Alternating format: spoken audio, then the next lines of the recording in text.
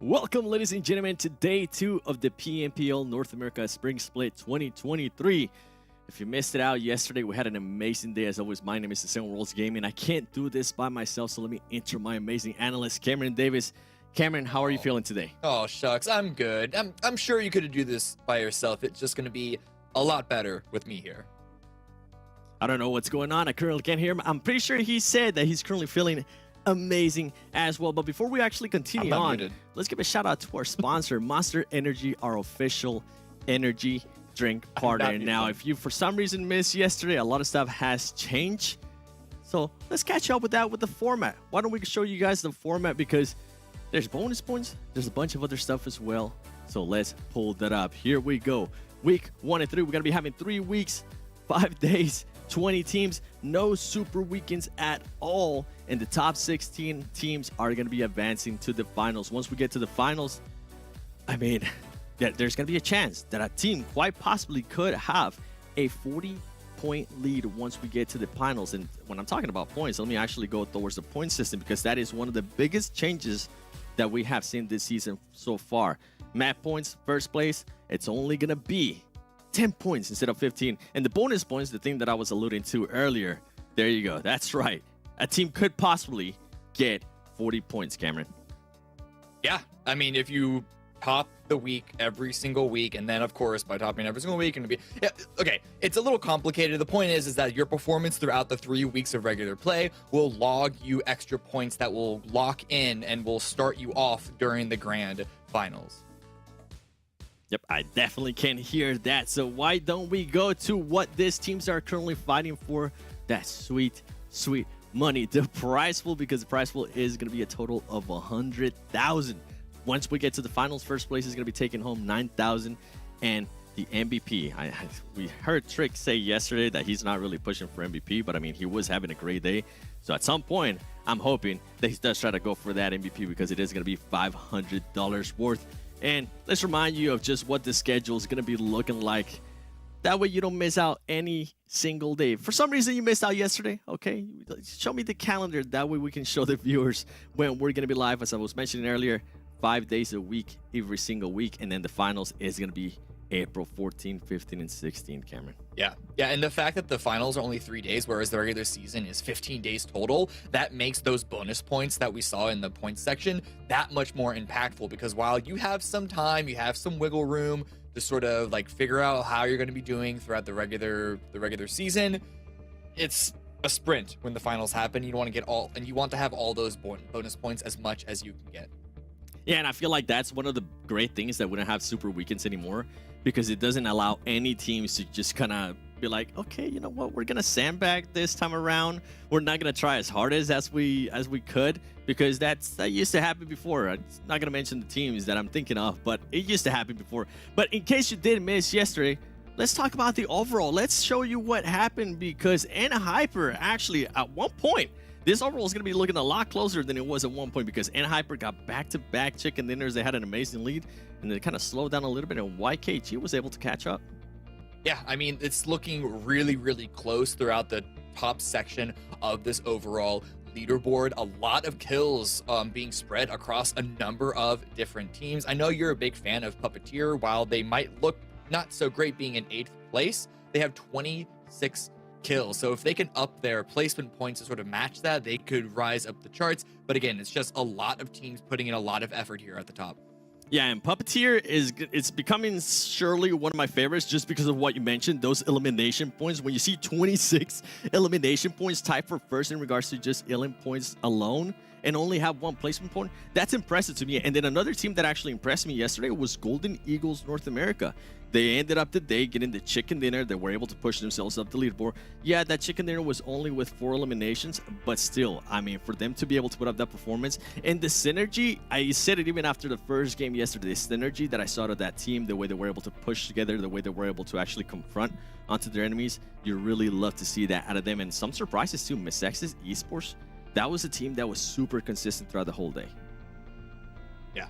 If we can look at the rest of the leaderboard as well to see where everyone else is standing, you'll see that it's not going to be that much of a drop-off down. I guess the gap between 11th and 12th is something that's kind of concerning. But really, it's only been 5 games, so we have yet to see any real separation at any section of this leaderboard, which means that, I mean, it would have meant this anyway because of how early it is in a tournament. We don't have any sort of inclination of like where the separation is going to be, who's going to need to have these large surges to try and get into the top 16. Yeah, and I feel like today we might finally get a bit of a separation if some of these teams don't end up waking up, especially once you go towards that 3rd page, right? By the way, Execute and the Chosen, for them to currently have 20 points, 17 points, I feel like even though they were in the 2nd page, they are within that striking distance of top 5 finish, at least once we get towards Sunday. But let's not fast forward that much, okay? Because then you have Super Laser Reflex and Men of 4, which are currently at the bottom with just 4 points, 3 points respectively. They're probably saying, yeah, don't fast forward just yet, 7. Give us some more time. We definitely need every single match possible. I mean, yeah, that 17 to 18 separation, that's the really big one. It's only 3 points, but within the percentage of how many points these teams are having here at the bottom, it's pretty large. However, we have 5 days this week, so even for these teams at the bottom, there's a chance for them to even skyrocket up and start to match the teams that we saw at the top. It's super early on. We don't want to count anything. Don't want to count any of these chickens before they hatch just yet. But that is, we have seen a couple of the teams that, to a lot of our expectations, performing very, very well from the second the green light hit. Yeah, and it was bound to happen. I was hoping that we would get a chance to interview NHyper. We didn't get a chance to interview her. So you know what? We're gonna do the next great thing. We're going to be showing you the stats of every single player of NHyper because, the stats that they're putting up, you can see 357 damage, 342. And then on top of that, for every single player to be at least averaging a 1 elimination or more per match, that's impressive. Yeah, it just shows that across the board, this team is a solid team. They're not relying on one single player to sort of pop off and carry the entire thing. They play as a unit, and you can see in their play style as well that they're very... they're control focused, they're positioning focused, they get crossfires, they find new angles, they like to try and abuse high ground, and all these things that play into one unit that is larger than the sum of its parts. Yeah, and for them to almost have every single one over 20 minutes of average survival time too. And something that I noticed yesterday and something that we were talking about was when they did become aggressive, it kind of backfired a little bit towards the 2 matches when they didn't perform well. I'm hoping that today they went back and watched the VOD and saw what happened. And one that I can definitely point out is whenever they were doing 2-2 splits push, it didn't end up working out. Whenever they were actually hold off a 3-1 split or a 2-1 split, if there was just 3 players alive, it would actually work out wonders for them because they would always have somebody just holding off that off angle. Yeah, and I think this shows that whereas there were some other teams that are employing some really nice aggressive maneuvers, I think Panthers were the ones that impressed us the most right off the bat, though they also kind of slowed down a little bit, but we saw some good things from teams like Dope, from teams like MEZEXIS, and PUPPETEERs absolutely, and Hyper, they thrive when they're able to play a little bit more defensively, and as I said, on the control focus. Yeah, and for me, I mean, the biggest question for NHyper today is going to be, like, how are they going to perform? I don't expect them to get 2 chicken dinners again today, although I wouldn't be mad if it does end up happening, right? But if those chicken dinners don't happen, how are they going to be performing if they do end up with a 6th place finish or a 14th place finish that we saw yesterday? Are they going to be able to improve on those elimination points? Because, yes, we are seeing everybody over 1 average elim, right? But during those 2 matches, I mean, they only got 2 elims. I'm hoping that the firepower is going to come through because, I mean, we've seen it with PUPPETEER. We were just hinting at it. Yeah, they're not getting the placement points, but boy, they are getting a lot of elimination points. Yeah, the fact that they are very feast and famine is something to be a little concerned about if this continues. Yep. And I mean, we've been hinting at some of the other teams, so there's been a big rivalry brewing here, I would like to say. For the longest time, we had Nova Knights. Knights is no longer here. Somebody else is going to pick up the rivalry. So why don't we try to push for one here for the viewers watching at home and for us here being we're able forcing to it? watch this? Yeah, we're going to. I think this is going to be the spark for it. And it's going to be none other than NHyper and YKG, because YKG has been a favorite with especially with our casters, and it started. I'm slowly but surely, Hodjux, I hope you're listening. I'm slowly but surely starting to get on that Joey train. There's a lot of stuff that I saw yesterday out of them that I'll be talking about in a little bit. But what pops out to you here, Cameron?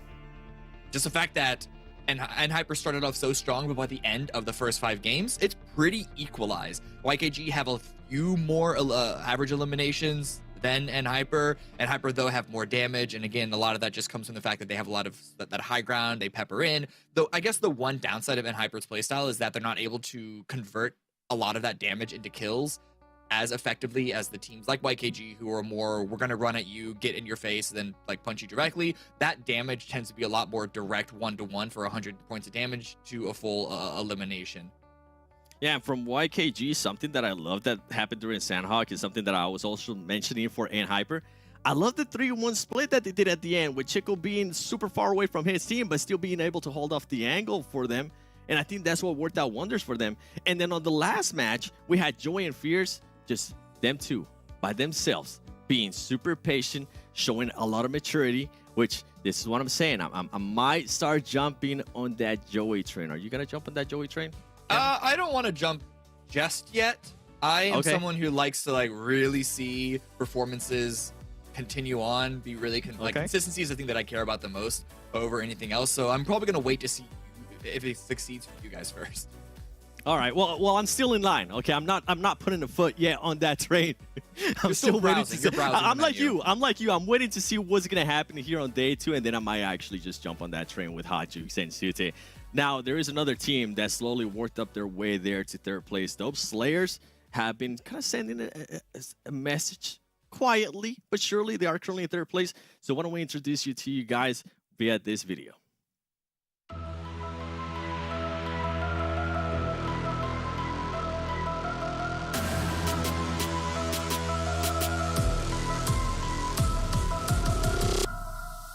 That one? No? Look, but that's quick though. Look at this. The smoke is blocking the sidelines. And that's the one, dude. 3rd time's the charm, Dave. 3rd time is. Finally spot him. 24K actually getting a knock onto one of the Felion members. There's only one left. Super low HP. Try and push out onto Dumb. Hitler's so far having a really great day, but it just stops right there. The nades, the full nades. Nades, if he could get one more nice knock, but it's going to be a double peak. Nate's got his back put against him. And Nate, he needs to bring this down to 1v1. Bounces off to the right-hand side. The next nade, that should be good. And that is good. We're down to...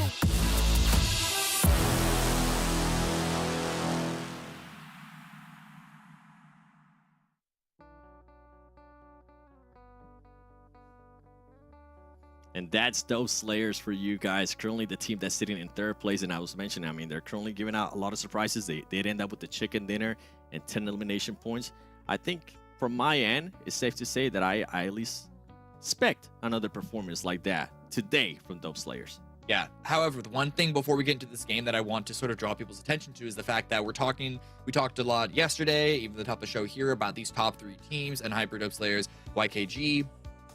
But I wouldn't assume just yet that we're going to be seeing those 3 teams really take over this entire lobby continuously. If you look at just individual performances, the 3 best individual players, none of them were from those top 3 teams. You got Puppeteers in the mix there, you got MEZEXIS in the mix there, and then you had, I forget who the 3rd one was, but trust me on the WALLSTREETBETS was the 3rd team where had a best individual player there. So I guess a lot of teams have like 1-star fragger. If the rest can go up and join them, then they can really pop off, versus the teams that are a lot more of a team effort as of now.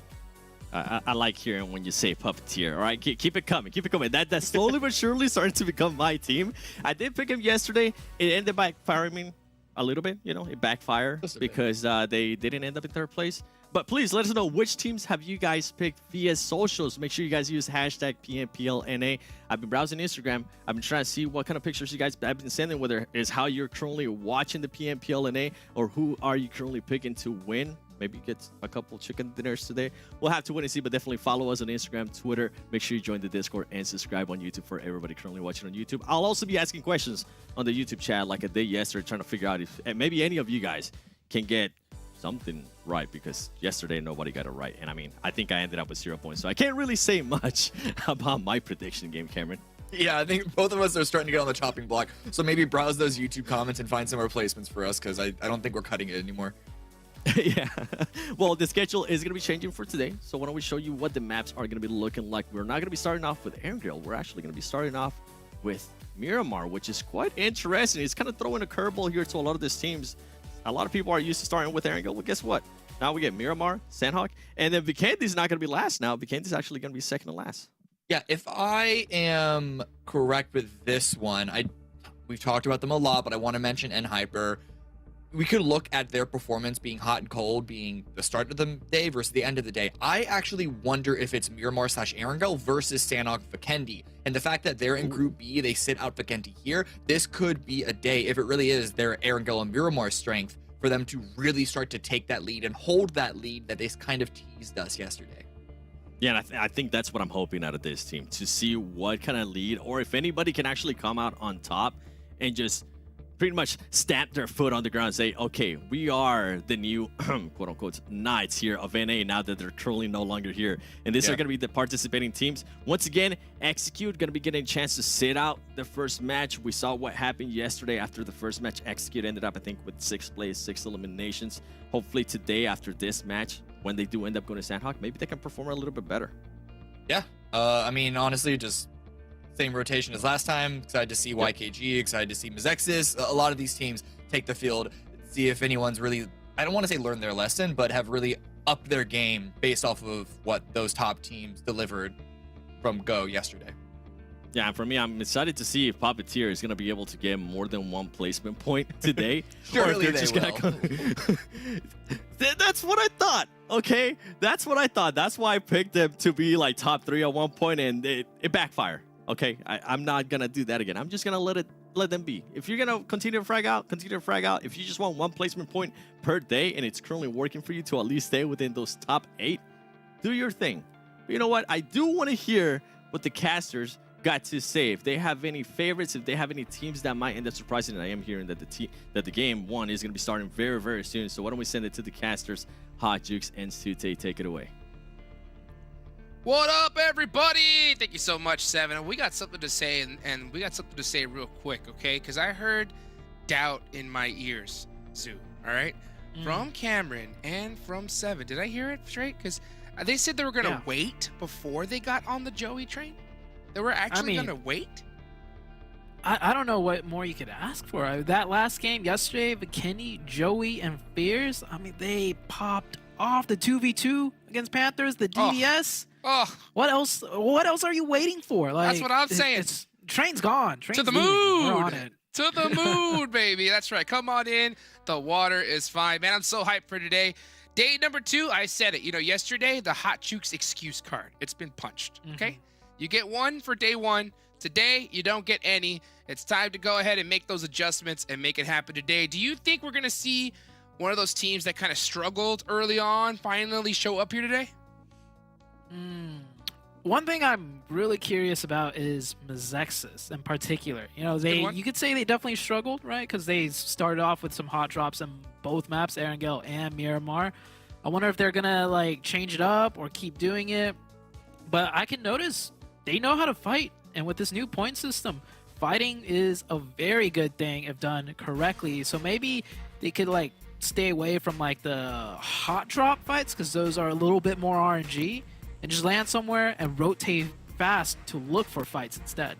Well, we're going to be definitely looking at some fights here in just a few seconds, everybody. Get ready. Match number 1 is now underway. And here we go into Miramar.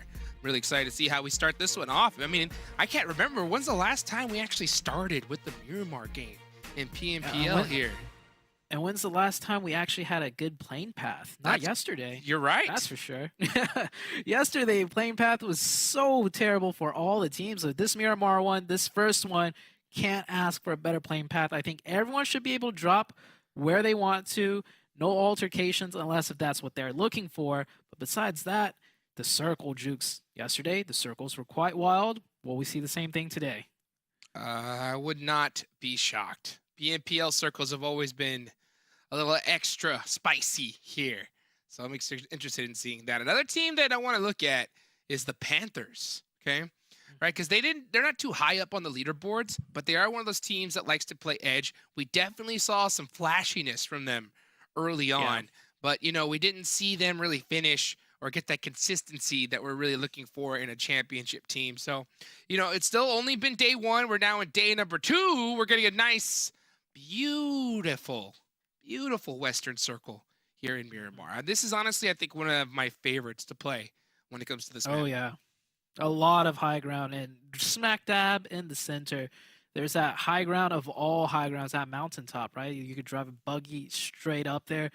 We're going to see which team decides to take that first. I see YKG, already rotating towards El Pozo maybe. So they're going to have a prime picking for the first spot. The Panthers, meanwhile, all the way down in the southeast. So they're going to stick to their edge play more than likely. See how many fights they end up getting into. Man, YKG hitting it over to El Pozo is going to be really good. That, by the way, everybody, that is one of the highest loot areas in this entire map.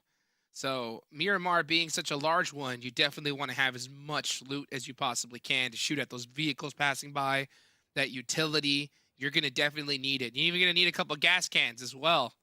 So for them to land there and have pretty much free reign is going to be a pretty great start for them. And this is why Cameron and Seven should have already been on the Joey train. Well, maybe they'll have a chance to get on the Joey train at the next stop. That is if anybody's getting off the Joey train, because I think it's at max capacity.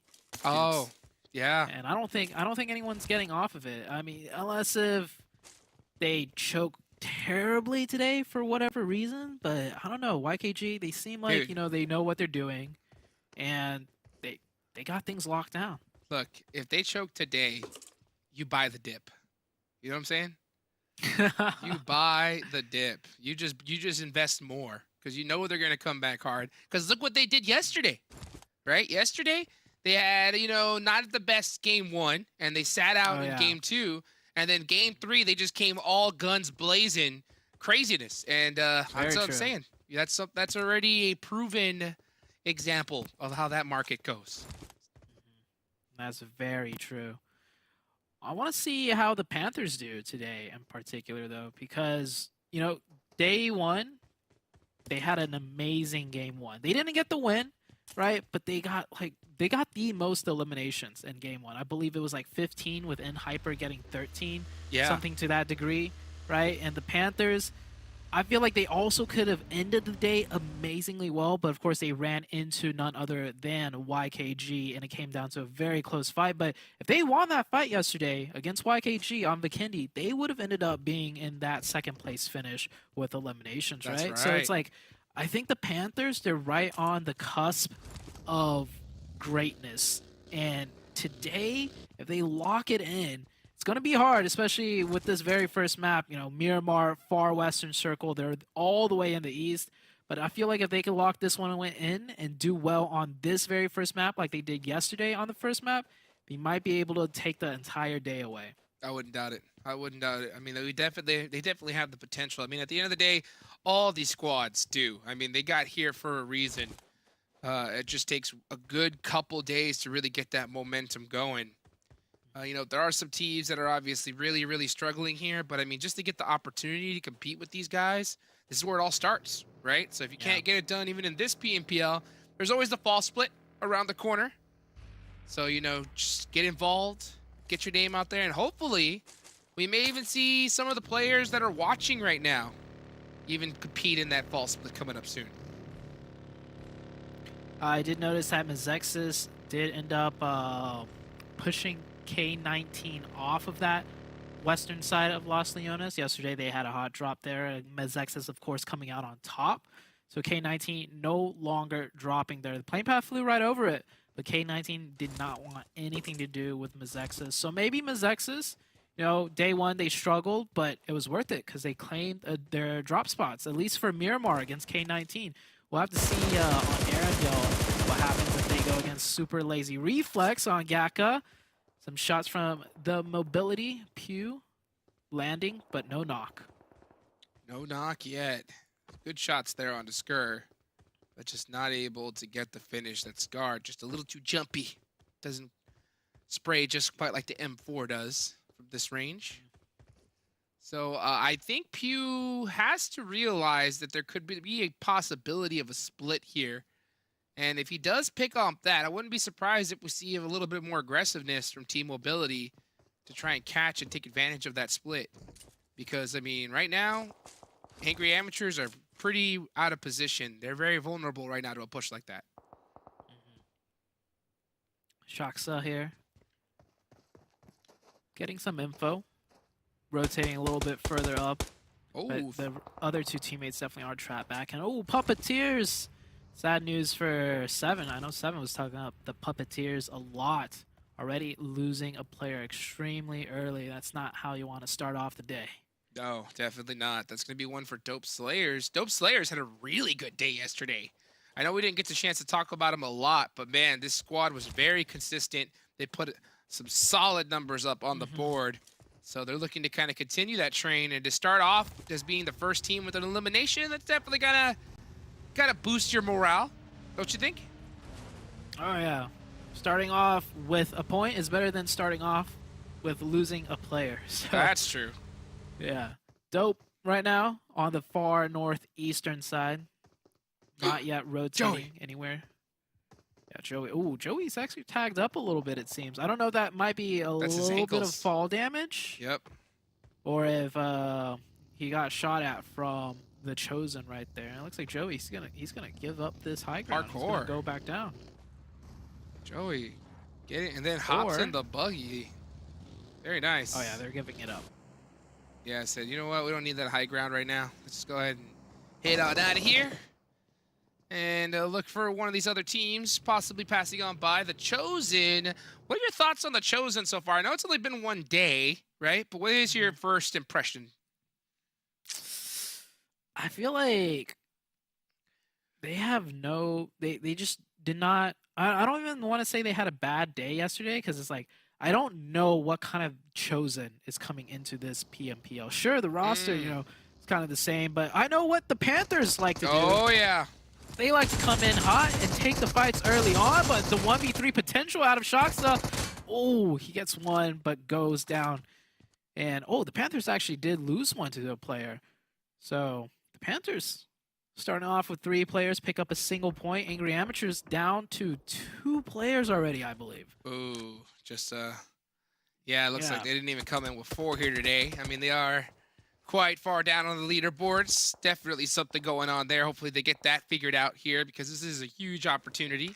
Got to take advantage of it when you get the chance. See, the Panthers, I like what they did compared to Team Mobility, right? They realized that there was a player out of position. Heck, let's just overload them. No matter how good you are, it is really difficult to get a 1v3, especially when that 1v3 is pushing all at the same time. Yeah. They secure that point. Could have been cleaner, you know, if they didn't lose that one player, keep all 4 up. Next zone did shift, by the way, and it shifted a little bit to the east of that high mountaintop that we saw YKG on, which is a very good shift for the Chosen and Hyper. Both of these two teams now pretty much in prime central position and in a power position nonetheless. So they have a lot of options to work with from the rest of the zones that could happen. Yeah, I mean, the Chosen's roster, by all means, has so much potential. I think we just definitely haven't seen it so far. But I think they get the right position. I think that's what they really need. They need to get the right position here, the good zone, and get in that one spot where it's just, you don't even have to think, right? Everybody knows what they need to do. And I think they'll really start getting that momentum going. But we're really yet to see that so far, at least in this PMPL. Yeah. It's only been one day. This Chosen could pop off today. Oh. Maybe later on in the week. Oh, the mobility. Here we go. Here's that push you wanted. They wanted to go a little bit more aggressive. They know Angry Amateurs did lose a player and possibly it's a 4v2 situation. They push past. They don't clear the corner of Skur, but the shimmies are good for Team Mobility. They pick up 2 points there. Oh, only 1. I think the Panthers might have stole one from distance right there. All the way through that Panthers door? with 2. Yep. Wild. You gotta finish those thirsts. Because if you don't, he's gonna crawl outside like that. And the Panthers, yeah, I don't think he even realized that it was stolen. He threw a Molotov out there. Maybe or it was just to kind of let him know, like, out of frustration. But yeah, that's tough. I mean, that's how quick That's how much elimination points actually mean, right? Oh my gosh. The man really just stuck out that door for half a second. Boom, instant steal. Yeah, the Panthers had their eyes set over there the second they heard gunshots, and oh, Nice this shift. Woo, Jukes. That's This a nice is gonna one. be King of the Mountains. We got 3 in play. The one right above YKG, the one TC's on, and if it shifts even higher north, well, Puppeteers are in a good position. It's same for Mina 4. I mean, I'm really interested to see if YKG decides to hold and just try to gatekeep teams as they come in, or if they decide to push a little bit further center and secure that mountainside. I mean, this is what happens when you have an entirely new point system. You don't know what to think, right? You have to kind of change your strategies and go for eliminations, but at the same time, you want to definitely stay up towards that end game. But man, with elimination points being so important right now, I definitely think you want to be able to clear out some squads early on. Yeah, we're gonna see some squads getting cleared here in this circle. Not a lot of playable terrain here, a lot of open spaces, and then of course the mountains. Very hard to traverse. So we should expect to see some full-out team fights. If not, teams losing players left and right here. The mobility, they have the edge zone. You can see right there, Asen scouting it out, trying to mark some spots that the team could potentially play on. Here comes MEZEXIS, keeping up 4 this time around. No early game fights. We'll see what they could do with 4 coming into the late game. Ooh, Panthers stealing away another one. They end up taking out one of the players from Excuse. Asen getting some shots into that vehicle. Oh, it looks like WALLSTREETBETS and the Panthers are getting into it as well on the feed. As Mobility Gaming just popping some shots, and now Asen's gonna go back on over to his squad. I believe Quan from the Panthers did go down. Quan had a beautiful potential 1v4 yesterday. Oh man, that was crazy. Yeah, already down and out. Trick with the K9. We've seen more and more K9s come into play. Oh, and a beautiful knock here by Golden Eagles. Heading straight on in. Super lazy reflex. Wow. Down and out. Or no, Skills of Mind. Skills of Mind. Sorry. Yeah. Skills of Mind. Completely wiped. Done and dusted. Men of 4 on the north side on the big hill, so they're in a very good position here. Possibly have a good comeback game. MEZEXIS getting into it with K19. That's one of the teams that you had your eye on here, Zoo. And it looks like they're definitely getting up in the mix here today. MEZEXIS started off yesterday with a beautiful laid out tricky play from Trick himself. Yep. I wonder if he's going to see a little bit more sneaky plays from him here today. Heading into the next circle. 2 teams already out. A few teams losing a player here and there. And now we're coming into the 4th circle shift. Team Mobility keeping all 4 up, and the Panthers, unfortunately, down to maybe just 1. Nate himself there. And next circle, ooh, goes over to the west. It's going to go to that mountaintop that Joey's currently preoccupying. Wow, so you're going to definitely see YKG most likely get some good points here. That's actually Joey's UAS we saw up there that he abandoned after it got blown up. MEZEXIS, great opportunity to get some big points here from K19. It's Legend just going for that res in that smoke, but he's in big trouble, especially with that nade right there. Beautiful spot from Inactive. And yeah, there goes K19, done and dusted. Yeah, nicely done. These 2 teams hot dropped on each other yesterday on this very same map. Didn't hot drop this time, but ended up taking similar pathing rotations. MEZEXIS comes out on top once again, and Hyper getting close, looking to see if they could get some third-party action in. But MEZEXIS has already disengaged and managed to pull their players out. Next circle did shift already too, so maybe they want to prioritize a rotation rather than just fighting in the blue zone. Yeah, I mean, that's definitely the thing to do, considering that the zone has gone away.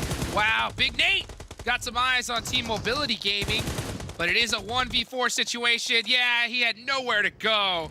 Team Mobility Gaming pick up another one. That's 3 eliminations from them. A great start here today, and it looks like it's monster truck madness for Team Mobility. Let's see if they can get those trucks further in zone, though. A full team of WALLSTREETBETS looking their way, looking to gatekeep that position. And Hyper coming in on the edge of the eastern side, trying to take advantage of this mountaintop to push past Dope. But Dope had a very consistent day yesterday. Don't think they're going to roll over to just any squad. GK first with the laydown, reducing that recoil. He's got Remix right down his sights, but it's Wall Street Bets and Team Mobility. We saw them rocking those monster trucks, crashing right here. And then here comes another one. Pew goes down. Blinky versus Kubi. The jump shot takes down Team Mobility. Wall Street Bets put another point on the board. It's going to be 5 so far. Man, Kubi held that position down. Look at all those monster trucks that slammed in there. He was like, no, sir, this position is mine and mine alone.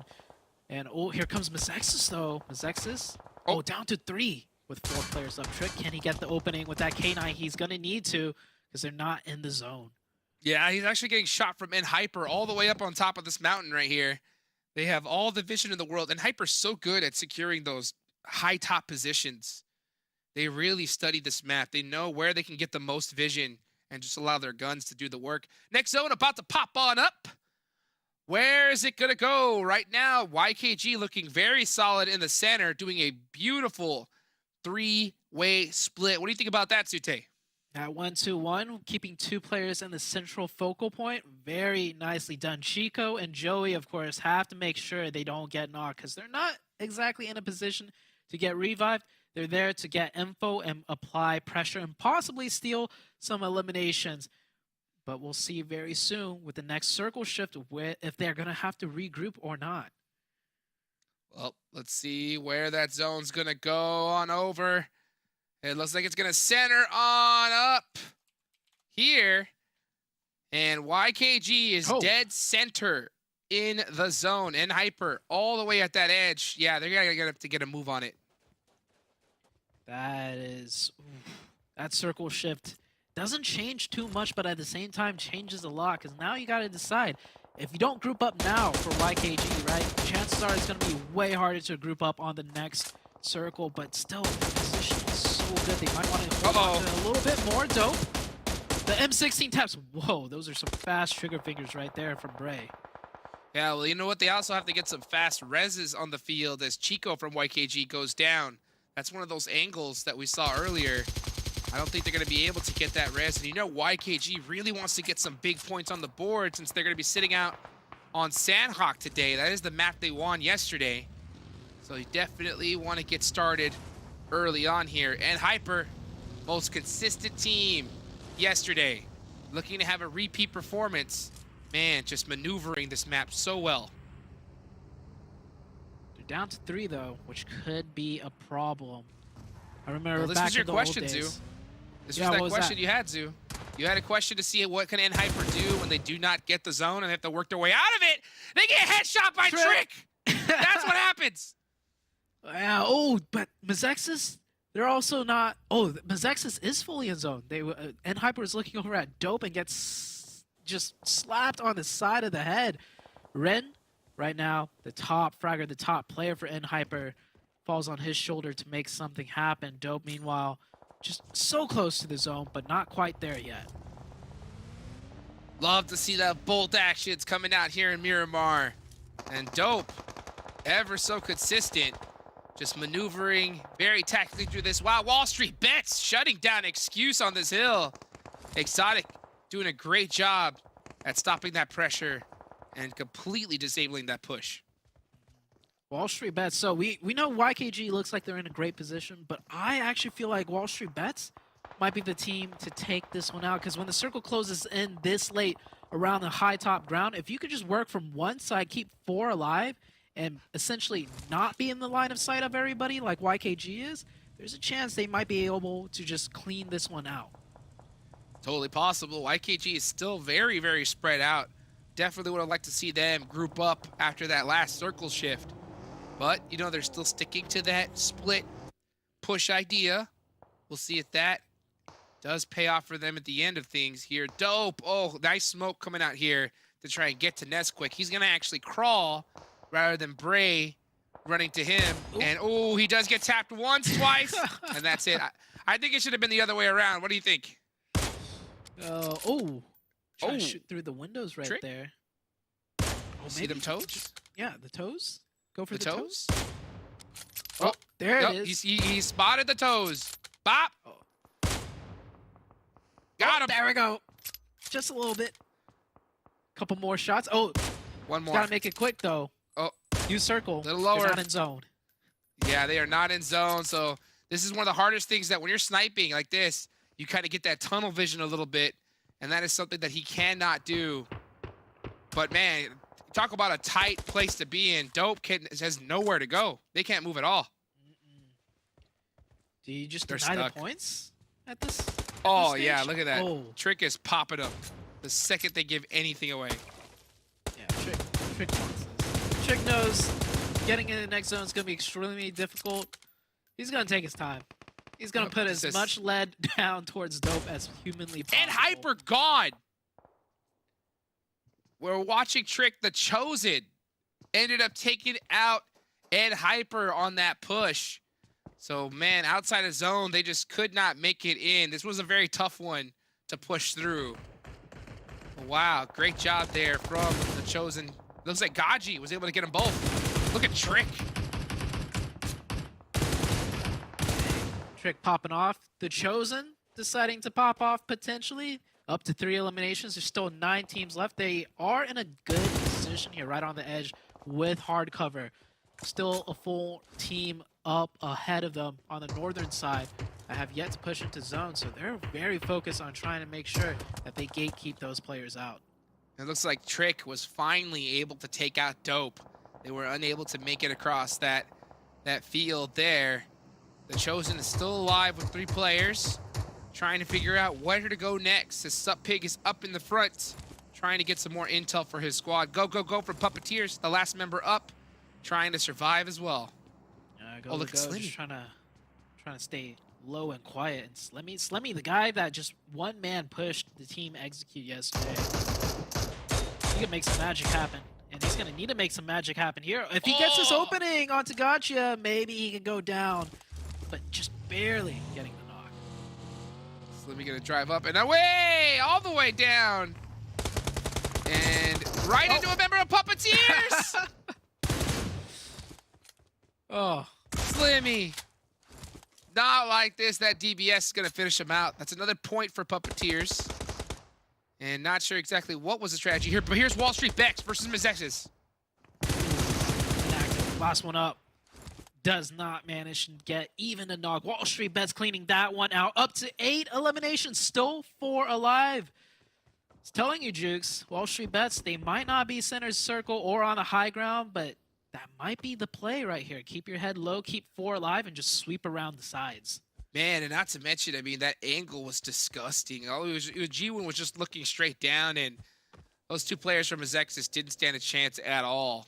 YKG all the way up on top. Well, these players on the bottom definitely got to keep an eye out, as Rise is actually going to steal that one away from 24K.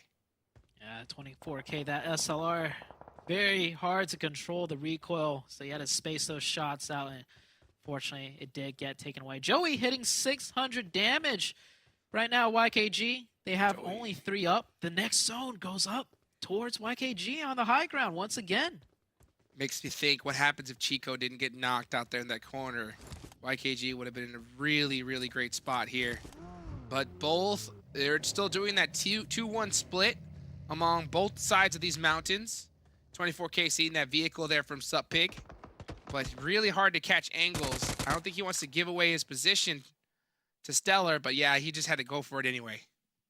Yeah, at some point, you got to take the shots, because if all of the Chosen get right beneath you, under you, it's hard to get that angle. So just popping off some shots there, trying to do what they can. And if Fierce gets knocked up here, it should be a free, easy revive, as long as he doesn't overpeak too hard, right? So go aggressive for now. He has the ammo. He's got like about 150 left in that UMP. Meanwhile, on the other side of things, Beowulf with the Golden Eagles on the northern side, also with 4 up. Similar to WALLSTREETBETS, 4 on the south, 4 on the north. Where is that zone going to go, though? Is it going to go south, or is it going to go north? Joey, Billy goading his way all the way down. Just looks like he's using that vehicle to rotate and try to make it on over to his team. Oh, Golden Eagles starts engaging with the Chosen. This is a 4v4 situation, except Golden Eagles, they get the opening, and Fierce on top, coming in with a third party, gets a finish, gets a confirmation.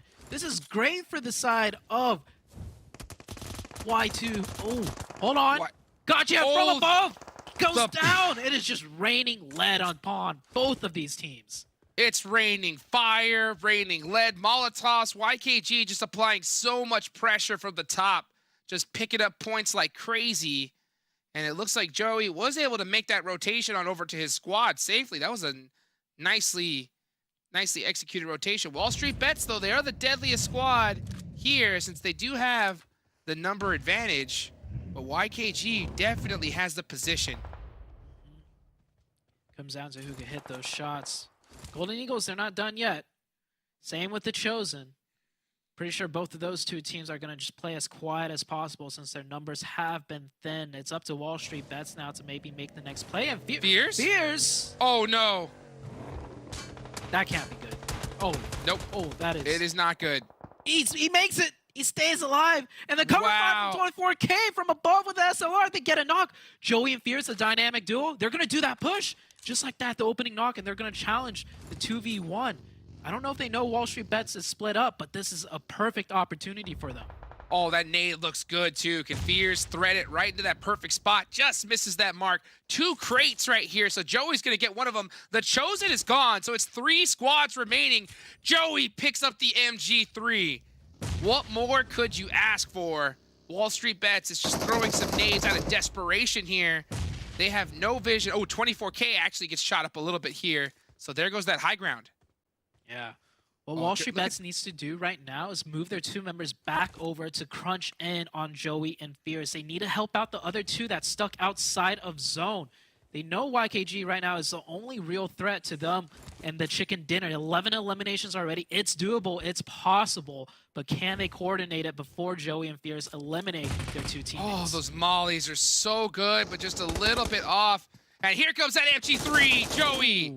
Laying it down on both players. Say, you don't want to get on the train, baby? You better get on it right now. You know who that was? That was Cameron. Kubi. And 7 right there that just got finished by Joey. That's what it was. Slap the faces on right there. Say, hey, you know what? It's my time to shine. It's Joey's time. He's going to go ahead and take a little bit of blue damage while looting those Golden boxes. Eagles? But Oh, no. Golden Eagles catches Fierce from that angle. Can 24K see him? Oh, he does. Bop, bop, bop, bop. Got him. Beautiful. That SLR coming so huge. Oh, doing it again with that no, rock. confirmation. Wait, it's all. It's just 24K. Wow. It's just 24K left for YKG, and it comes down to a 1v2v2. I was so focused on YKG and WALLSTREETBETS, but Golden Eagles, hey, they got a chance here. They sure do. Golden Eagles and WALLSTREETBETS now has 2, but 24K up on top. 24K has to put on his best spiky shoes and cannot fall down. Oh, but he's got to move, though. It's the final zone. It's closing dead center, and I think 24K, he's got to move down before the rest of the players from Golden Eagles have to move. Yeah, he's already making a trek over. He's looking for it. He's looking for something. Can he find that perfect rock to make it all the way down? See some players dropping their backpacks, anything to kind of reduce their sight lines here. Here come Golden Eagles with a nice smoke package. Throwing some nades as well, trying to open something up. Oh, Shots? 24K got spotted. G1 Barely and 24K. made it out. Yeah, they both traded back and forth. Both players down to 1 HP. They got time to heal. 24K gets healed up. G1 probably also popping a first aid himself if he can. 24K with the SLR once again. No real connections there, just 1 shot. I don't think he has any more shots at all. Oh, but he's gonna make the jump down. Oh, he did touch a little bit too much blue zone. 24K. Ooh, might be going out, but it's all if he over. can finish it. WALLSTREETBETS Oh, are he did. What? Why can't he win it? What a game! What a finish right there. 24K clutching it out at the last second. Wow, what more could you ask for there, Zoo? That was something else, Jukes. The blue zone right on the. I think YKG or 24K. He had maybe a second, maybe less than a second before that blue zone touches him. and eliminates him. His HP was so low, he had to hit those shots, and if he didn't, he falls off, and it's all over. He clutches it at the very end, and what a fitting way for the first day to start, because if you remember, Jukes, yesterday, if I'm not wrong, it was Golden Eagles that took the win over YKG, and that right there, that game that we just saw, it's the other way around, baby. YKG barely inching that one out over the Golden Eagles. Wow, so close right there. Wall Street Bets, got to give props to them. They did put down some insane eliminations. It does hurt to see them forced in that 2-2 split and just not able to really utilize their man advantage there at the end, but still a great performance from them nonetheless. Golden Eagles also putting up some great points at the board. At the end of the day, though, you know what? It's always good to get that chicken dinner, and YKG just clutched it right at the last second in spectacular fashion. I love to see that. Yeah, and so you might say, you know, YKG got the zones, which they did. They didn't have to move from the mountaintops, but that push was instrumental. That push off the top down to help Joey. Not a lot of experienced teams could have made that, and they did, Jukes. Wow, absolutely beautiful, guys. We got some more PUBG Mobile action for you right after this quick break.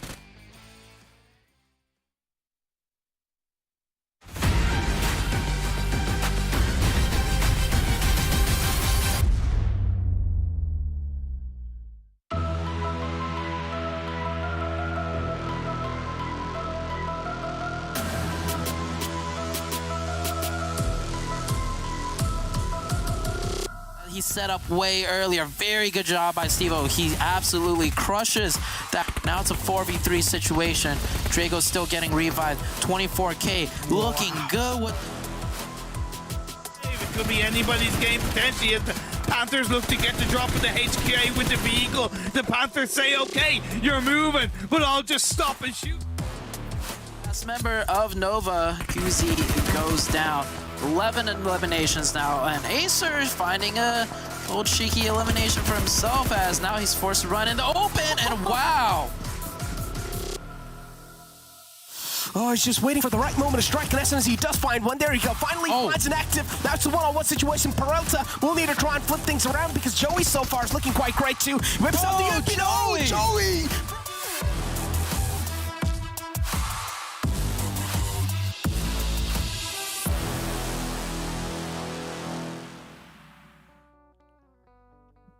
YKG coming in today hot. By the way, 24K? Yeah. He waited for the right moment. He was so high up, and he was trying to get those angles. I love what I saw from that team, and I did doubt them at one point, Cam. I did too. I thought when they had like a 2-1-1 split and everybody was just coming into them, I thought, oh, and then they lost Chico. I was like, ooh. Yeah. But like Joey lost a vehicle. It was a lot. I even down to 24K at the very end. I'm like, oh, you're waiting way too long. You should have dropped off before that. They did it. They're just better. They're just better. He waited for the right moment. That's what it came down. So pull up the match rankings because I want to see how some of these other teams were able to do. Golden Eagles, I mean, they did pretty well too. They put up 10 elimination points, 16 points totals. WALLSTREETBETS though, Kubi. I mean, this man is just on another level. He was able to take on a 2v1 versus Team Mobility.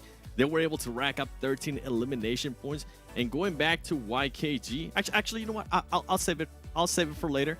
MEZEXIS being able to put up 7 eliminations, continuing on the trend that they have, which is currently being able to output more than 4 elims a match. That's impressive out of them. Yeah.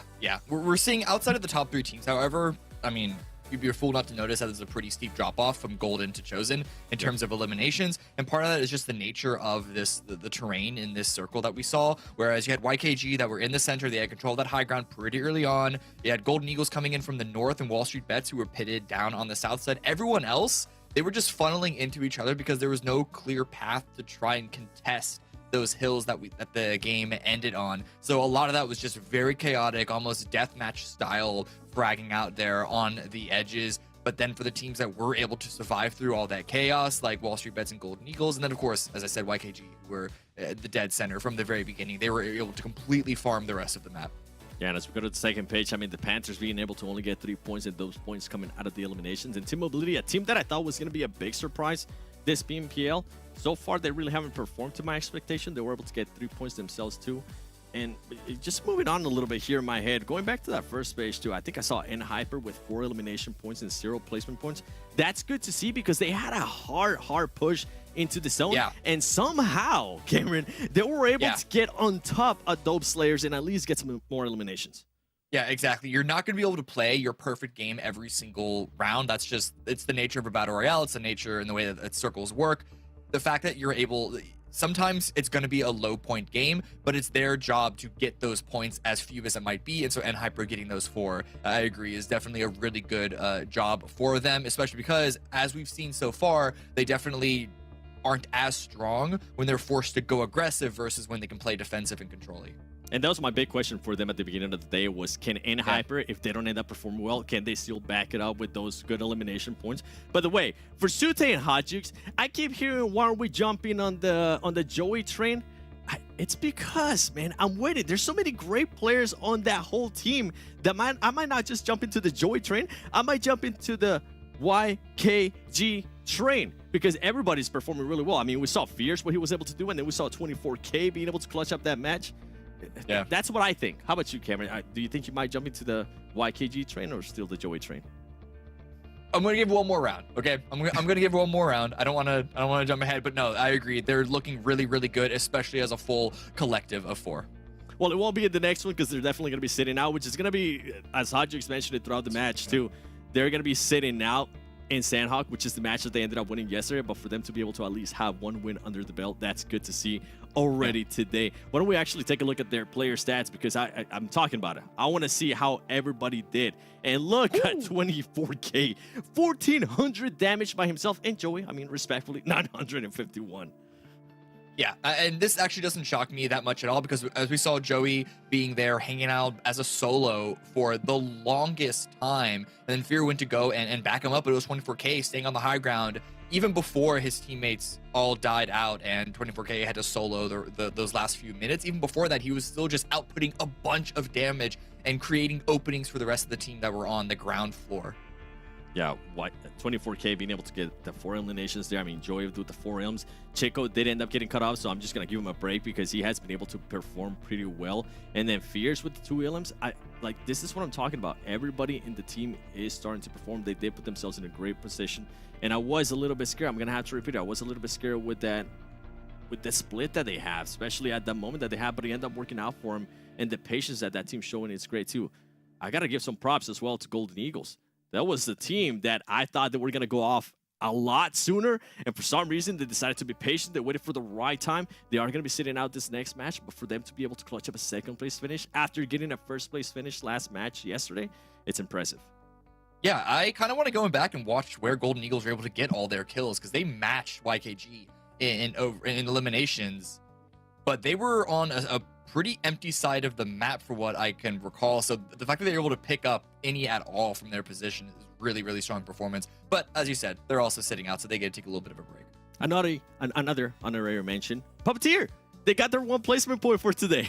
They doubled it. We're gonna see if they can maybe get more placement points, or if this is now the turn where everybody needs to be scared of Puppeteer because they're gonna be going after them. Let us know which teams you guys are gonna be looking for, especially in the next match. Sanhok, anything can happen. Make sure you use the hashtag PMPL NA. I've been browsing Instagram, so I'm looking to see which one we can feature here. And make sure while you're at it, follow us on Instagram, follow us on Twitter, subscribe to YouTube, and join the Discord. I can't wait to see what Sanhok's gonna have to offer today. So Hajuk Sute, take it away. I might jump on that train. Let's go, baby. He says he's about to jump onto the YKG train, Zute. The question is, though, who's that conductor, baby? Who's the conductor? You know it's Joey, right? That's why we're saying the Joey train. But, man, you know what?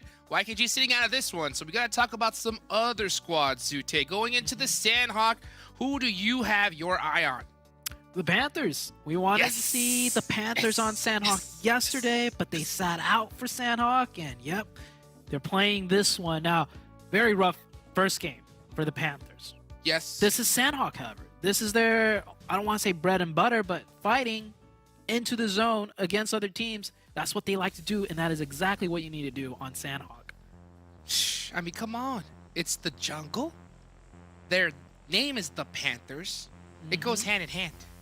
It goes hand in hand. It also goes hand in hand with their play style, like you mentioned, right? Just running, gunning. That's what Sanhok is all about. Everybody get off your seats or stay in them. It's match number 2 at Sanhok. Let's get it going.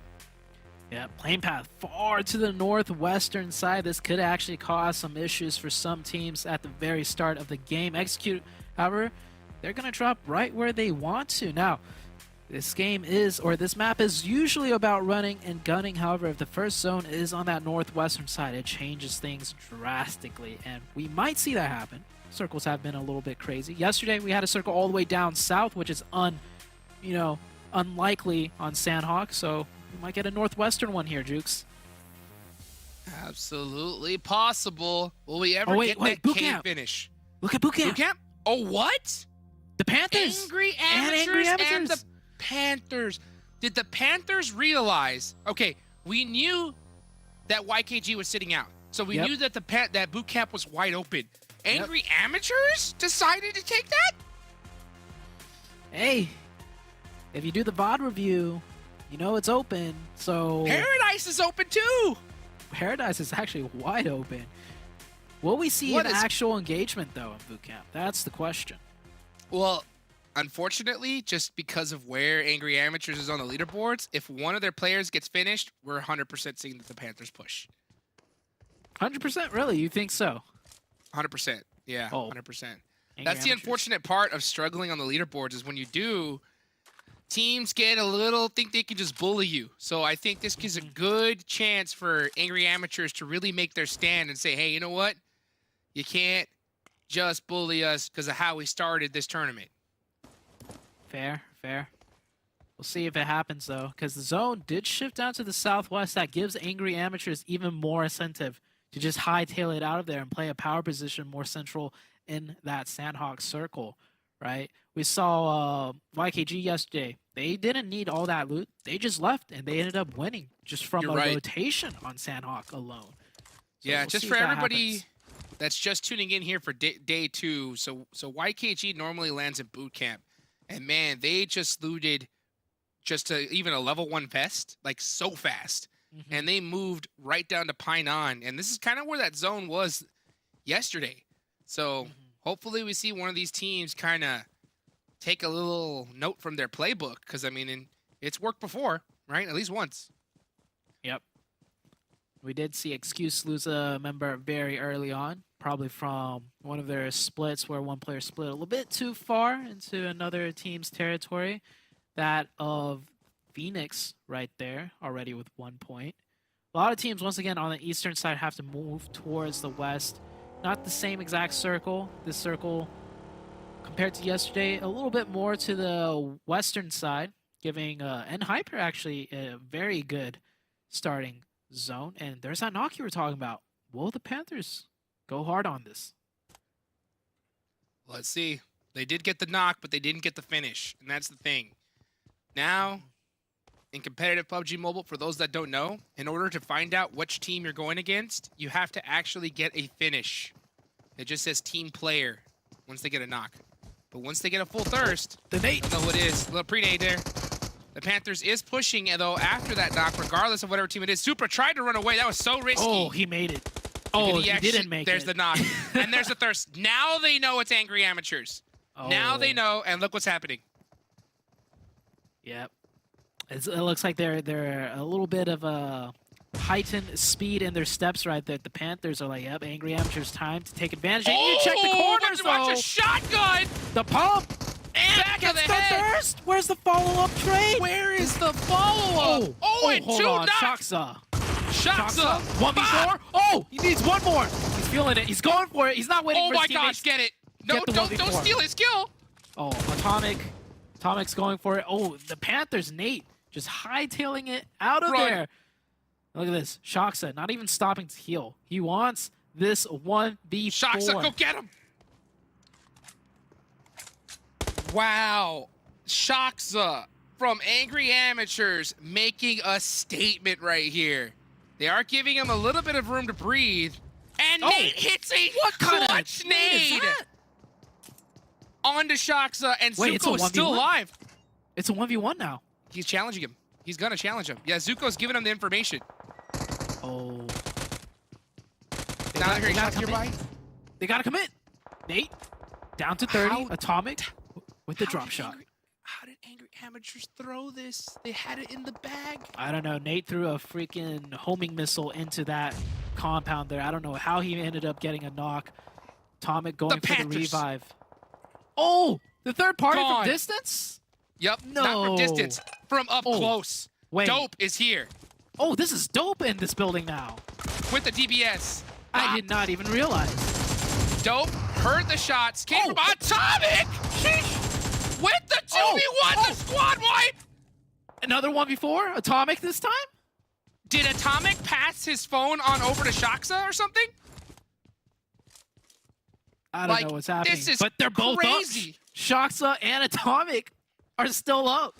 They're going to get the And- revive. And Dope is like, what just happened to us? wait. Another magic nade? Oh, they're running towards the room. Okay. I a little Oh, too hyped that up could have there. been Imagine. ridiculous. I mean, Nate did it. Yeah, he did. Yeah, he did. That is one of the most ridiculous just sequences I've seen in such a long time. Yeah, I didn't That even was see. crazy. I didn't even see Dope moving in. Their gray icons just kind of blended in to the glare that I have coming off my monitors. So I didn't even realize there was another 4-man team involved in the fight up close. Well, it's a one-man team now after we just saw Angry Amateurs do back-to-back 1v3s Yes, in almost spectacular 1v4s. faction. But this is what I was talking about, right? When you're so down on the leaderboards, teams think that they can bully you. And I guarantee you, Dope as well, they know, they could see the feed, right? They Yep. can hear the shots. They can guess that this is Angry Amateurs they're going against. So they tried a third party, and Angry Amateurs said, no, sir. This could have been that huge thing for them. I'm sorry I'm still on that fight, because here we go. Let's see if MO4 can last just a little bit longer against Skills of Mine. Men of 4 about to be men of none. Done and dusted. Eliminated. This team definitely has struggled more than any other team, but all the teams are going to be struggling a little bit more with that circle. Wow. Look at that. Except for N-Hyper. N-Hyper's chilling. This is as hard of a zone on the N-Hyper as it possibly could ever be. Yeah. Oh my gosh. Dead center on them. They haven't had to move a muscle. So they are very well set up. This could be a massive game for them. I haven't seen a zone like this in a long time. No, Take a sir. look at Cave. That's one of the places I wish we could see a zone end. But excuse. Oh, now on Skills of Mind as they try to make an ejection out of here. Can I also highlight the fact Angry Amateurs right now have enough elimination points to basically have a second place finish. 6 points is what you get, right? For coming in second. That's They right. already got 6 points. Wow. Absolutely insane. Just from 2 1v3s. That is crazy. That is some MVP type stuff right there. And like I said, that could be that play that just says, hey, you know what? I don't care how bad we did on day one. Don't just push us silly, right? And just think you can just bully us. You got to pay attention. And I'll tell you what, that is huge. Huge, especially for them right now. Shoxa and Atomic. The new dynamic duo coming out of Angry Amateurs, putting some much needed points onto the board. The Panthers, that's a tough one to swallow, I'd have to say. The first player that charged in, he got knocked by not clearing his angle, and there was no follow-up for so long. His teammate didn't run into trade. He almost got thirsted by the time his teammate ran in, and then, I mean, Shoxa just popped off at that point. And, you know, that's an unfortunate thing, too, is sometimes, you know, when you have a little bit too much confidence going against a team, you just kind of push a little lazy, and you just get absolutely bodied. And I think that's what we saw from the Panthers there. Hopefully that's a lesson. I mean, honestly, if you're going to learn that lesson, day number 2 is a good time to learn it, right? Day 2, game 2. So it's like, all right, you know what? Let's just make sure that we push together as a squad, have at least a buddy system going on. Yeah. And, I mean, man, if they had just one player next to him, he would have been able to hit that knock before he even pumped that next bullet into the shotgun. You know what I'm saying? Yeah.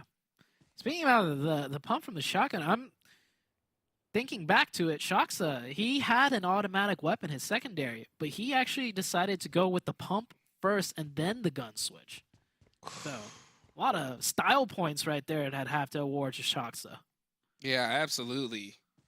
Don't forget his teammate as well. I mean, Dope thought that they were going to be able to just get some free points on the way in, and they learned that lesson real quick, too. This is honestly probably one of the worst starts we've seen from Dope. Usually their decision-making has been very consistent. Yeah, very consistent. So that just threw a big old wrench into their streak here so far. Next zone about to pop. Is it going to go in fully into the water? Come on, baby. Water circle. Let's see it. Let's see it. And give it to us. Give it to us. Okay. Yeah. That's a lot of water still. That's a lot of water. Yeah. And Hyper's going to be chilling right there. Ren, that is not just any compound. That is a compound on high ground, a very high ground for that matter when it comes to Sanhok. So, and Hyper, they could essentially have like a fortified castle position up there, leaving all the other teams to just keep scrunching in on the eastern side, including the northern side. Northern side's going to get a little bit busy now with Execute and BOPE coming into the mix of things, along with Super Lazy Reflex. I predict quite a few points for Hyper this game. I mean, this is their dream scenario, right, in Sanhok. Just that zone coming all the way down to them. They have no excuse to put down a bunch of points, unless, of course, one of those 2 angry amateurs comes for them. I'll tell you that right now. Then they got to watch their back. I mean, it's going to be quite difficult for angry amateurs to get to that side of the I don't know. I don't know. They're built different today. Something is in the water. They're coming in heavy. Meanwhile, Team Mobility here, we have on the screen coming in on the eastern side, running into some opposition in the form of, I believe, this is Skills of Mine, yes. They're in the zone, though, Team Mobility. Are they going to decide to just wait another circle or just, you know, push on in, take the fight? I mean, this is Sanhok. At some point, you got to start clearing and fighting your way in. Steve-O getting a knock onto one of the Skills of Mine. I'm not even sure where that player is. Wow. Was probably holding off some kind of off angle. So now Skills of Mine. Wow. And this is why it's so difficult to hold those buildings. Because you got to know every single player is staring at that window. And now here come the DBSs. Blinky going to use a little bit of utility to spark things off. Oh, nice. Yeah, beautiful Molotov. And yeah, Jay going to have to pull something off special. Couldn't get it done. Wow. We've already seen 2 potential 1v4s. We're going to get another one. And very nicely done for Team Mobility. I'm very glad they didn't decide to just wait on the edge of zone and wait for a circle shift. They took initiative, they charged on in, and they did it in good time too, because if they waited any longer, that's MEZEXIS right there, right? Coming right onto their side. and it's Right, you are. it would have slowed everything down for both teams. See what MEZEXIS can do. Trick has been having a great tournament so far, putting down some crazy damage. We've definitely seen some little star players here from all these squads. Trick has definitely been one of those standouts, at least for me. He started the tournament off with that sneaky snake Bison play. The bizarre. Can he snake some magic here again? Next zone about to pop off. Gonna go ahead right on to Damn Bang. Inactive, getting caught from the back. Alf shutting him down. He's gonna have to get a move on it though. Papa Blue is really starting to put in some work. Yeah. You know what's deadlier than a snake on Sanhok? What's A that? snake and blue zone. That's true. Those are the worst. Meanwhile, Execute getting some free points right now onto both. Both just sitting ducks. Done. They're gone.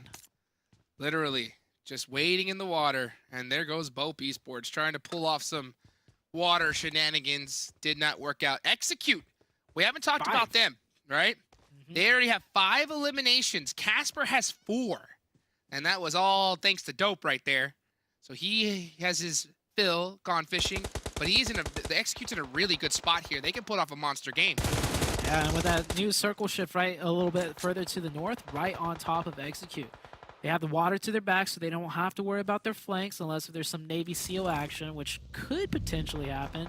But you're absolutely right. Execute. This could be their game to really launch them up. Yesterday, I wouldn't say they had a bad day yesterday, but definitely lacking in terms of expectations.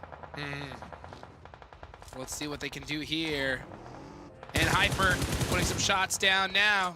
Kindness looking for some more members of K19 to catch slipping. Poppy Sour's getting beat up. And it looks like he's getting shot from both angles. That could be from WALLSTREETBETS. Yeah, Kubi gets the knock on to Poppy Sour, and it's going to get that finish. But GK first does catch Steve-O. Things are starting to heat up in Sanhok. Oh, yeah. Here it comes. The mobility, team mobility. All 4 up, heading straight in. Maybe this is what team mobility needs. Just, head-on, simple fights. Nothing too complicated. No huge rotations involved. And, yeah, in Hyper, he needs to give that position up. All 4 eyes trained on that watchtower. Yeah, better not peek from it again. Yeah, I mean, it's good to get vision, but you got to know some nades are coming in there. Kindness knew that they were coming. Does get beat up on the way out a little bit. But now team mobility. Wow, Ason with the lucky blind nade catches Kindness after all. And that's going to definitely start the push. And Hyper is so split, it's really only GK first there to really help him out. Yeah, that's Never the issue know, though. when Hyper plays these splits. We'll see if they can get the revive. They're trying to. With this split, they have sightlines. They always have supporting sightlines. So it's not an easy one knock and push and it's done. So very well done. And they actually get shot by WALLSTREETBETS. So that's going to slow things down for team mobility as well. Wow, what a beautiful... I mean, that's what I'm talking about is Hyper, even though they're split, they always have those sightlines. Peralta catches Ason from the back. Nowhere he could run. And now they have 30 seconds left on the clock to get this res and possibly move into the next zone. Time to throw those smokes. New circle. And Hyper chilling. Further to the northwest. They're in their cars. They're going to mobilize, try and make it into that next zone. The next zone really favors Execute once again. WALLSTREETBETS still have 4 up in the Ruins, by the way, Juke. So that's another team that's going to come into play very soon. Yes, indeed. WALLSTREETBETS doing a great job of pushing from the outside. They're going to catch Trick from MEZEXIS. And now just running up on top of the Ruins. Ooh, but Peralta with the 1v2. Wow, what a shot through the window to catch him slipping. Yeah, It's all nice to remix. supporting fire. Exotic. Jumping up and down. He heard the footsteps. Doesn't want to give this position up just yet. Doesn't want to get backstabbed, but Remix has already moved across the way. Further down south, trying to look for another way to swoop into this zone. Blue zone crushing on his back. He's got to make a move. Eyes trained. And oh! Fast reactions. Get some shots in. No knock, though.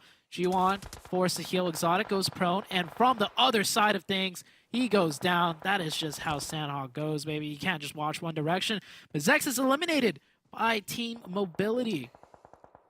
Unable to make it into the zone. A great effort, but they did get shut down. So let's see if Wall Street Bets could make it into this zone. They've had to work their way so hard here.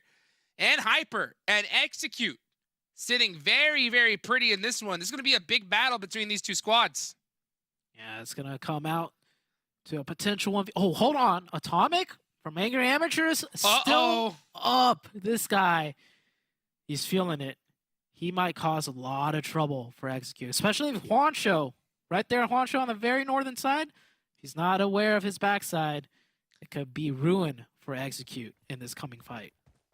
You can see there in the top left. Who will finish in the top 3? Oh, everybody has Execute picked here. That's just how good their position is. So they have no excuse here. They got to be able to get it done. Due to their split, they are going to let Hyper get a little close for comfort, but Jason is right down there at the edge of that rock, ready to spring that trap the second they cross. Yeah, Jason, he's got the zone right next to him as well, so he can just prone in and continue to be that, you know, trump card for Execute if things get a little bit dicey.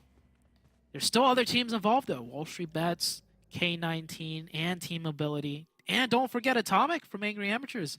They're all in this, including a solo from Dope, Robert. So it's not just a 4v4 showdown just yet between Execute and Hyper. You got to watch out for Atomic, man. That man has popped off here in this game. Angry Amateurs have 8 points from eliminations. Oh, so they picked up 2 more. Yeah, they picked up 2 more. That's crazy. Monster game for them. They're going to be doubling up, I think, their total points from yesterday in this one game alone. So that is awesome. Blinky trying to push his way in.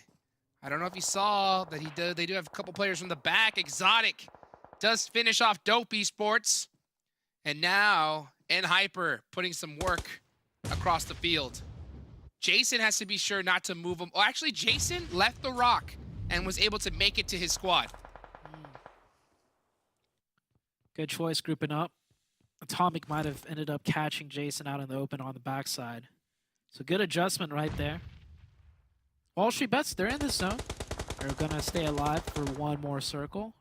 As for K19 and Team Mobility, I think it is curtains for them now. Both of these teams have to move, and Exotic. Blinky got caught. Nice shots. Yep. Yeah, there goes Angry Amateurs. So great effort from them, putting up some serious points on the board, regardless of their placement. And there's the finish. Exotic catching them both slipping. I'm surprised that Team Mobility, his teammate didn't let him know where he got shot from. He already does get indicators. But there's a huge battle raining out now. And Hyper down. Pushing onto Execute. Execute shutting him down. Oh, the nade. I think comes down to a 2v2. Fate, he's got to pull off this 1v2 or at least hold long enough for the revive to come through. Juancho gives up the revive and decides to come over. The third party from Wall Street Bets. Right. It's a three-way fight. This is so huge. QZ versus Fate. Fate with a drop shot. Gets him done. Fate clutching it up here. 5 eliminations for himself. And he's going to get these reses up quick because Wall Street Bets, they're coming. Can he get one? No, it's a blue zone. Blue zone. Blue zone too strong. He's got to do the 1v2. Oh, he already gets caught out, and that is it. Wall Street Bets sneaking away this chicken dinner in Sanhok. Absolutely beautiful. They timed that so perfectly and end up getting a win. Wall Street Bets have been a problem here today, right? Wall Street Bets. You're absolutely right. They've been just playing very just tight, slow, and consistent, just like game number 1, right? Where they had 4 up, and they were on the low ground right below YKG, and they just played it slow and did it best they can, maximize the points. And this time around, they maximized it to a chicken dinner, Hot Jukes. And that's going to get that momentum going. I mean, this is 2 back-to-back solid games for them in day 2. So they're going to have all the confidence in the world. They know that they can win games. And Wall Street Bets earned that chicken dinner right there. It was not gifted to them at all. They had to work from outside the zone, do constant fights, and they timed it perfectly to be able to steal that win right there. I would have liked to see Execute get a little bit more aggressive to try and hold off that push from Hyper, but at the end of the day, I mean, heck, they still got some good solid points on the board. Yeah, check out these stats for Wall Street Bets. 1,500, almost 1,600 damage, 10 eliminations. Doing a really good job right there. And I think Wall Street Bets, they're waking up. This is a team that's not any amateur team either. They've been around the block, so it's good to see some of that experience shining through, Hot Jukes. Oh man, you know what, speaking of experience, Angry Amateurs now have some experience when it comes to 1v3s. Hopefully see some more crazy plays coming up in just a few minutes, guys. We'll be right back after this break.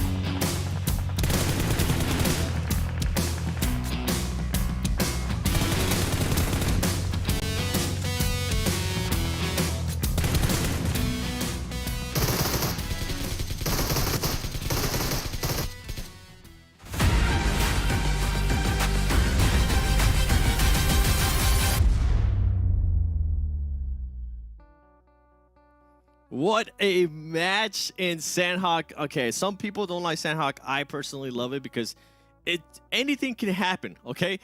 Whether a team gets blessed by circle, whether a team is pushing every single circle, it doesn't matter. Before we even get started breaking down that match, let's give a quick little shout out to our sponsor, Monster Energy, our official energy drink partner. I did not expect Wall Street Bets to win that match. I thought it was actually going to be Execute. Yeah, but Hyper dealt just enough damage. Even though Execute was able to hold on in that fight for second place, there was enough wounded that Wall Street Bets, they had that timing window that Jukes kept talking about this entire game. Wall Street Bets, timing. They had the timing window to come on in and just get that last blow that was needed to get the full win. Yeah, and I feel like Wall Street Bets had a lot to do with that too, because they were able to take off two players that were just hiding in the grass, which were those players, if I'm not mistaken, I think they were going to start shooting at Hyper, so it allowed Hyper to actually push to Execute and cause a lot of that damage. Overall, though, what a great match. I mean, for Execute to be able to actually hold off that angle, make sure they stay within that circle, take advantage of the situation, and on top of that, be able to secure 10 eliminations, that's what you love to see. Yeah, I mean, Execute, they still get 10 elimination boards the whole time. And Hyper, we talked about how we're not quite as confident about their aggressive abilities. They were able to make it work this time around, but again, partly because they used the coast to their advantage. They didn't have to run through multiple teams. They used their macro rotating abilities to put themselves in positive positions to get as high as they could. And they were really close to not stealing, but, you know, beating Execute for the second place, potentially even contesting first. Yeah, I thought there was a slight chance that they might do that, but they didn't end up doing. For Hyper to have that kind of performance, though, in Sanhok, that's impressive, even though they ended up again with the South Circle. I would love to see, though, what Hyper can do if for some reason they end up getting a North Circle in Sanhok, where there's a place where they're usually not able to. And something that I wanted to mention, thank you for bringing that back, is actually Angry Amateurs. 8 eliminations. Yes. 6 out of those 8 eliminations came within the first 5 minutes of the match. And as Hot Jukes and Sute were saying, a lot of these teams are going to be looking into that. They're going to be looking at the VOD and seeing, okay, yeah, it's Angry Amateurs, but we might not want to push in as crazy as some of these teams did. It's not as easy at eliminations as some might have thought. Yeah, to run into a small little building with a bunch of corners with the potential of a shotgun, part of me wants to say that that's an unforced error. However, knowing myself, if I was in the Panthers and Dope's shoes and I saw it was Angry Amateurs on the other side, I would have pushed as well. Yeah, and that's 100%. 100% I would have pushed as well. See, I would have second guessed it. a little bit just because I'm not as confident as that regardless of who it is. But Angry Amateurs, for them to be able to pick up, I mean, 1,500 damage, 8 eliminations, that's so good. WALLSTREETBETS as well, being able to confirm even more of those eliminations. And MEZEXIS, I mean, this is a team that I'm going to continue to talk about them because they are just so consistent when it comes to their eliminations. So far, every single match, if I'm not mistaken, they have gotten 4 or more eliminations, and that is what you want to see considering this new format. Points kind of favors that. The more eliminations you get, the better you're going to be up in the leaderboard. Yeah, absolutely. And just the fact that all this damage is really close to each other and the elimination is not too far apart either, that's just the nature of Sanhok, isn't it? Just a lot of these teams are going to be in the mix. Even a team like Execute, who weren't necessarily fighting in the middle of the jungle itself, they were still outputting a lot of damage. Yeah, and something that I am impressed with is Hyper. I mentioned at the beginning of the day, this is a team I was not expecting them to come in and get the 2 chicken dinners right off the bat like the day yesterday. I was expecting to see what kind of eliminations that we're going to be able to put up. And I mean, in this last one, 5 eliminations, 1,200 damage. And then you go over to Execute, and they were like, okay, we could definitely double that with just a little bit more damage. And on top of that, put a bunch more assists. Okay. See, I'm taking a closer look at Hyper right now. And the fact that they have 0 assists, and it's dawning on me how inefficient their damage has been. It's good for them to, as I said before, use their macro and their rotations to put themselves into at least 3rd place. But this still isn't the same sort of strength that we saw on their Erangel and Miramar from yesterday. So at the moment, I'm still putting Sanhok as like one of their weaker maps, one of their weaker sort of performances in terms of playstyle that it's required. However, they're able to like stop the bleeding. They're not completely going out with only 1 point. As you said, not every game is going to be a good game. You got to make sure to have your good games as big as possible, but your bad games that you're bound to have not be as bad as you can avoid it. Yes, yeah, for a team that's used to known for just healing in Sanhok, for them to be able to start putting up numbers here this new season, that's what I want to see out of them. Okay, now I do want to see which teams we're going to be getting in the next round, because I know Team C is going to be sitting out the Panthers, WALLSTREETBETS, Super Laser Reflex, which they have not had a great start to the tournament, and Dope Slayers. I want to talk about Team Mobility real quick, because that team actually surprised me with the way that they were actually able to breach a compound, a building during that last Sanhok. The way they baited out the other team for them just to send 1 player, everybody else was aiming down the window. It was perfect for me. Yeah. I mean, but we'll see what that if any of these teams are able to repeat that mobility or anyone else, because Sanhok is definitely, even compared to Vikendi, still incredibly unique on its required playstyle. Yeah, it's absolute madness, and I think that's why I love Sanhok. Let us know if you guys love Sanhok by using hashtag PMPL NA, whether it's a tweet, whether it's an Instagram. Make sure you use hashtag PMPL NA. Make sure you guys follow us. Instagram, Twitter, subscribe on YouTube, and join the Discord. And I can't wait to see what's going to be happening in the next match. Vikendi, Sute, Hot Jukes, take it away. Let's get it going here. Next match is now underway. We've already seen some crazy plays here. That Sanhok was just absolutely beautiful, Zute. What's up? What do you got here, huh? So after that game, the Panthers, you know what the Panthers are looking like? They're looking like this. This is the Panthers right now after getting absolutely trounced on. This is the Panthers in the flesh. Just saying, you know what? Where are my tacos? Where are my tacos? Look at that, just angry. He wants to go. He's angry. He was like, bro. Just like the Panthers are. He's like, why did we push? Why did we just push like that? Yeah. You know, why did we check our corners? Oh, you gotta check the corners. Gotta check those corners, man. Oh my goodness. Guys, we still got a lot more action here left to go. You know where we're going though now, Zoo? We're going to Erangel. Finally, we have not seen an Erangel match here today, so this is a good little reset, a nice little break, I think, in between for a lot of these players. Yeah, I actually really like that we don't start off on Erangel. I feel like the other maps are a little bit like spicier because teams don't really, get their warm-up game, so to say, in Erangel. And, well, as for the Panthers, they're sitting out, right? So after those first 2, I would say, terrible games, they get a little bit of a break, maybe reset, go get some, go munch on some food. That's what Panther in my house currently is doing. He's munching on some cat treats. He just woke up from a nap. So we'll see how this game goes. Playing path. very central, very nice for all the teams. And oh, the Gakka hot drop, right? MEZEXIS versus Super Lazy Reflex. Oh, Super Lazy Reflex not playing though. Oh, okay. So they're not playing here today. So, well, at least at this match here. So we don't got to worry about that hot drop. Well, we see another team decide to hot drop in this match. We have been seeing some pretty crazy stuff so far here today. Yeah, a lot of teams ramping up aggression.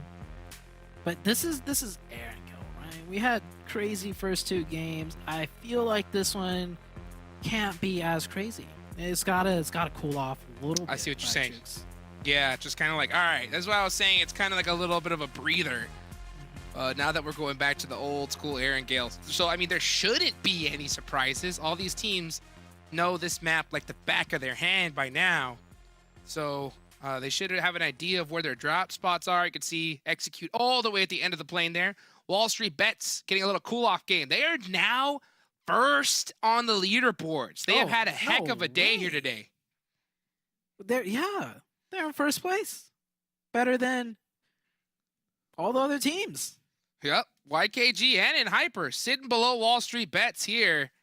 And honestly, I can't say I'm surprised because they have been playing this very, very well. Their timing has been phenomenal. Their execution has been great. They've shown that even in tough fights, they can still come out on top. Yeah. So WALLSTREETBETS just having a great tournament here so far. Can they keep it up? That is going to be the question. I am looking for them on the map. And it looks like, where's WALLSTREETBETS? Where are you guys at? Taking a look as well. They are currently... I don't see them. I don't see them either. I see YKG though. They're basically you know why? Center zone. You know why you can't see them? Because they're not playing in this game. That would make sense. That is right. They are sitting out on this one. So they are getting that little bit of a breather once again. But you know what? We will see them in the last couple matches here today. So that definitely leaves some nice spots open. Golden Eagles seem to be this team to be taking Pachinki, dead center of this map. Looking, though, I do see Angry Amateurs and The Chosen are very, very close together. We might see something from them here very soon. Yeah. One thing I want to make a note on that I've noticed over the course of the years of, PUBG Mobile competitive is that Pachinki in particular being less and less contested now by, like, the top hitting teams. Right? Like, I remember, like, the first year, second year, third year, the strongest teams, the best teams, the teams with the most gunpowder and etc. You would always see those teams in Pachinki. And I think over time, as teams figured out, rotations, and they realized, okay, well, Erangel's so easy to rotate on. There's so many different power positions. We don't need a central spot to loot and rotate from. And I think that's why we don't see Pachinki as contested as before. Instead, we see Gakka super heavily contested now because it's Gakka, right?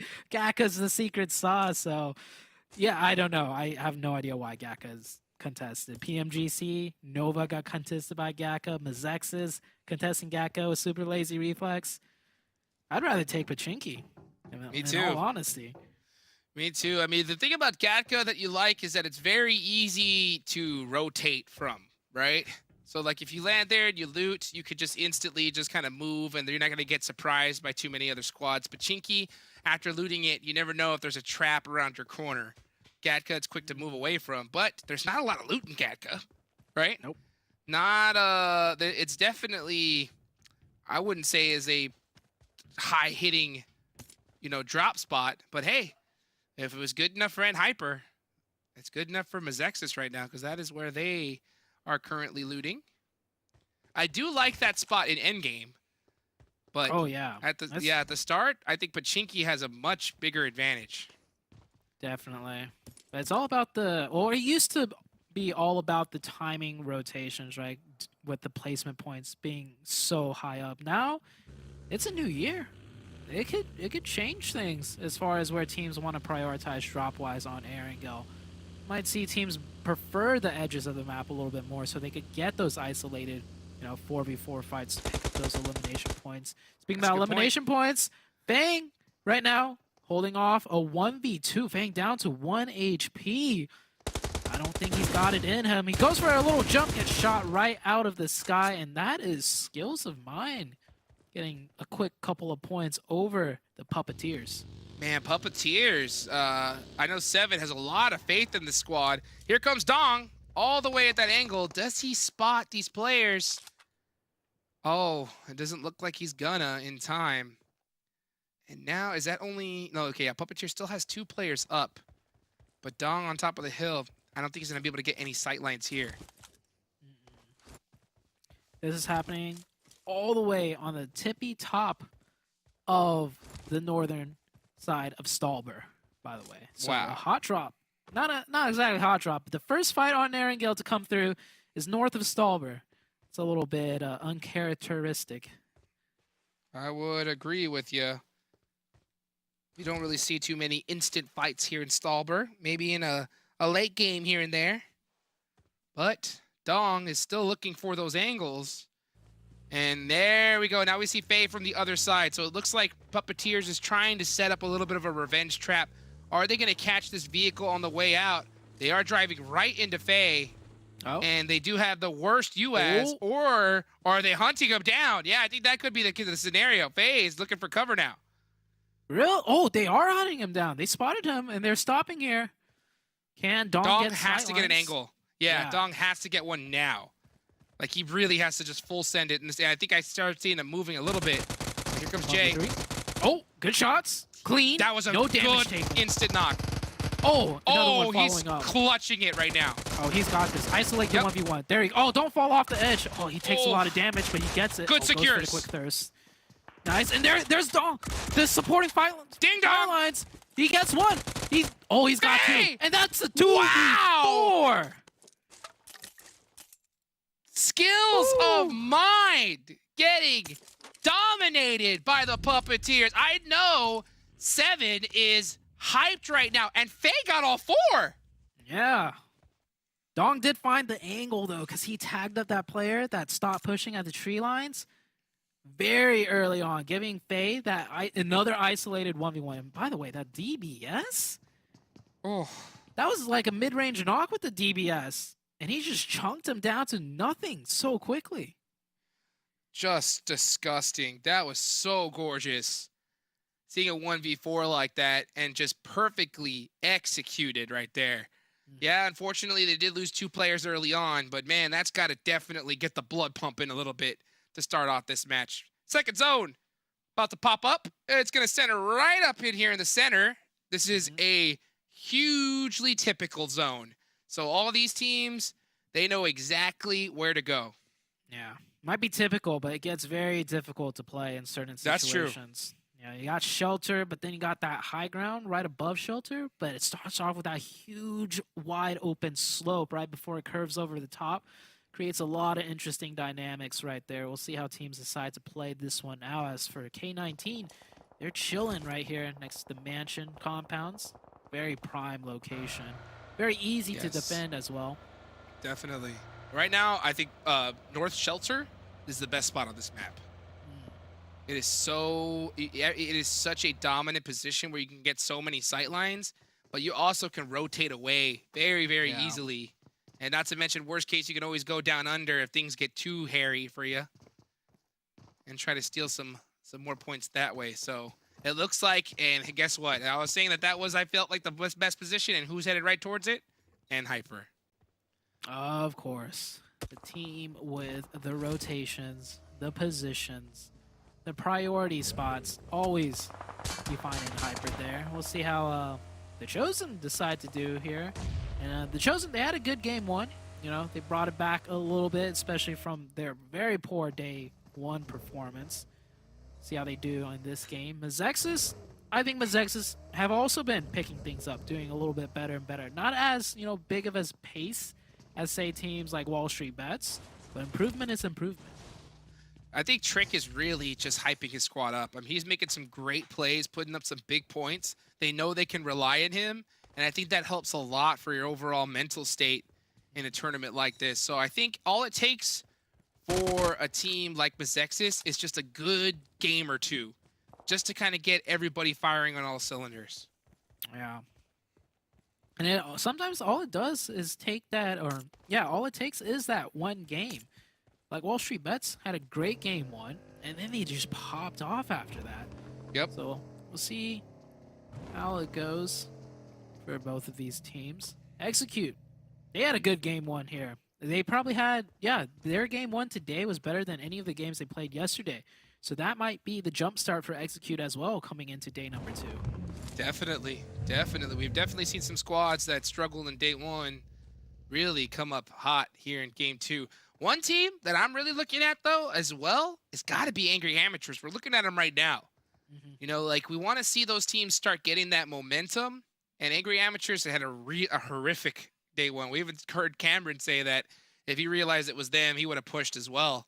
And that's the unfortunate position that you put yourself in when you struggle on the leaderboards. But hey, after those 2 1v3s, this could be that boost they needed to help turn around. So I want to see a good game from them here to kind of keep that snowball going.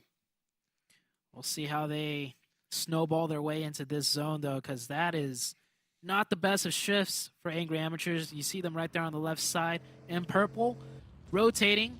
Can they find a strong position that's open still? They're driving back of the buggy. That is such a scary spot to be in. But this compound, the giant one, no shots. Is it actually free, says Angry Amateurs? And it indeed is free. Center zone. Beautiful. It's a great spot, but it's a little bit tough to defend. Coming into the late game, but YKG, they're coming in strong. Full on crash. BOPE versus YKG. BOPE focused on so many different angles. Chico with a jump shot, getting DBS right in the face. And then Fears, thinking he had cover behind that tree, gets caught as well, and he's going to get shut down. So YKG going for a very bold push, just getting absolutely denied. That's a rough one. Yeah, I think that was K19 as well that just put some shots onto them too. So they, I mean, hey, they went for it. They went for it, but it did not work out here for them now. So it's only one player left just to try and get some points on the board. Shaksa. Saw him go off in the last game. Can he do it again? That was a train crash if I've ever seen one, Jukes. Yeah. I think they can afford one train crash. You know what I'm saying?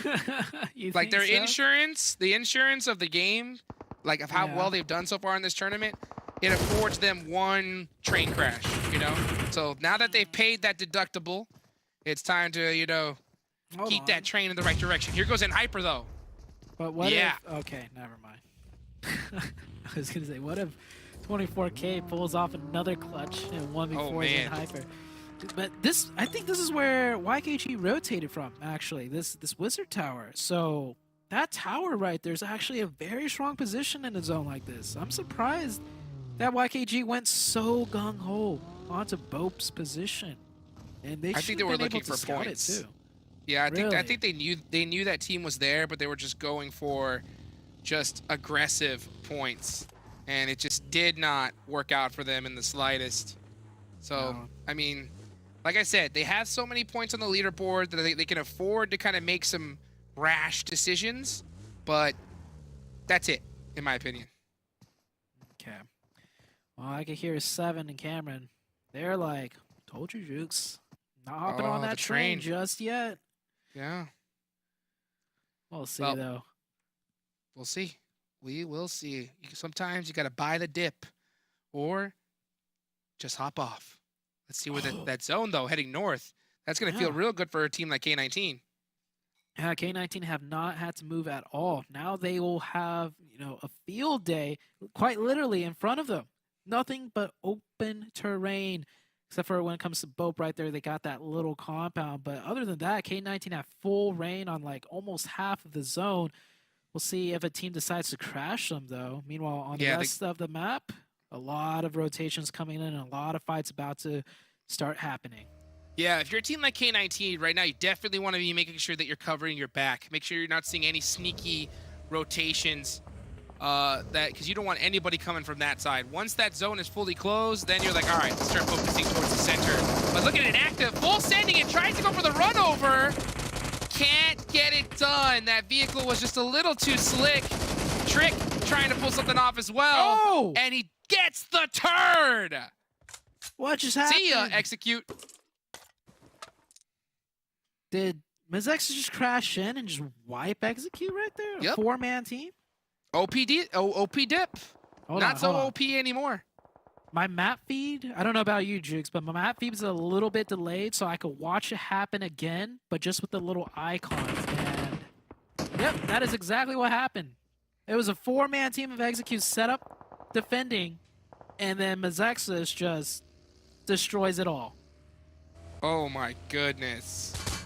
Absolutely brutal. This could be what MEZEXIS needed to really get that hype going.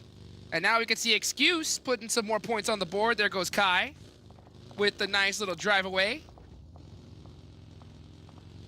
Puppeteer gets eliminated. Oh man, Puppeteer with a beautiful play at the start, but just not able to hold on with only 2 players up at the end.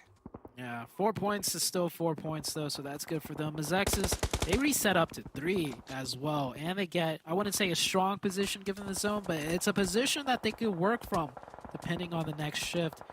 We have right now taking a look at Phoenix Esports NA trying to stay alive. Rushy with Canary just being pelted by bullets. Those cars not blown up yet. Yep, backing up a little bit, maybe deciding to just blow it up themselves.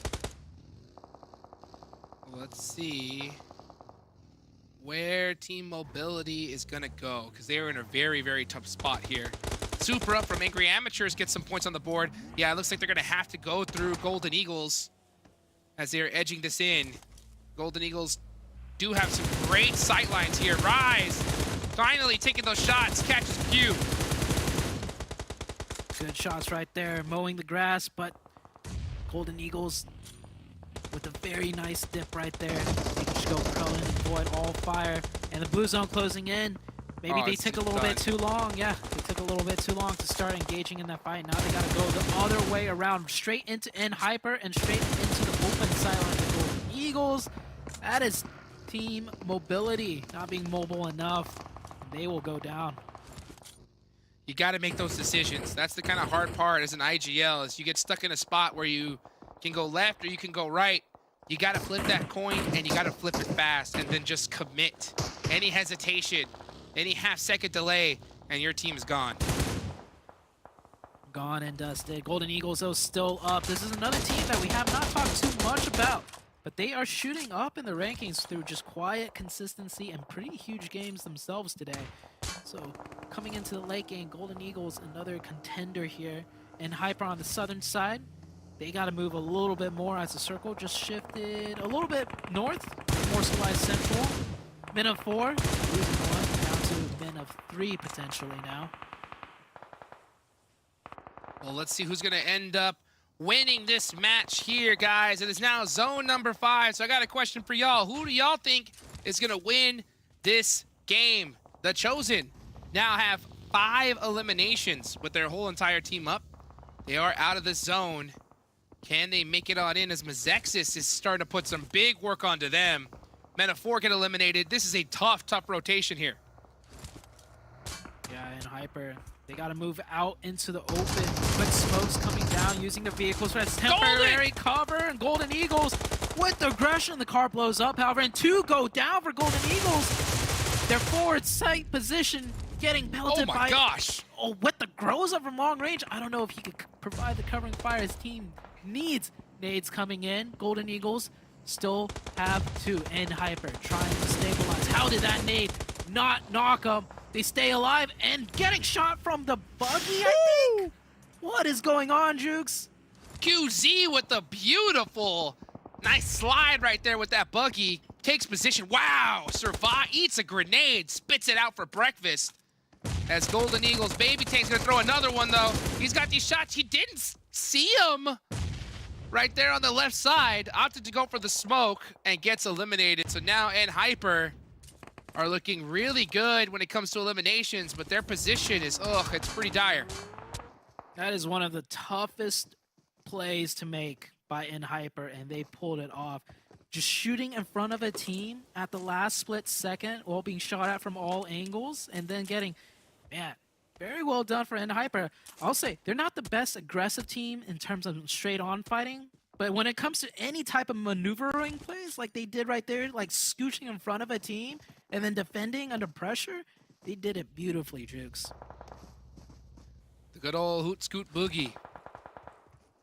They definitely have it in their playbook, and it worked out. Can they finish, though? That is the question. And Hyper do have a couple vehicles left, I believe. I think BOPE is really starting to shoot them up now. And if a team was really looking at that feed and realizes that that is Hyper there, they're going to start pressuring crazy because they don't even want them to even get into this next zone. And speaking of that, where is this next zone going to go? Will it favor K19 up top or the Chosen? Let's see. I don't think it's going to go to Hyper. Might go down to BOPE, honestly. Oh, it goes up to K19.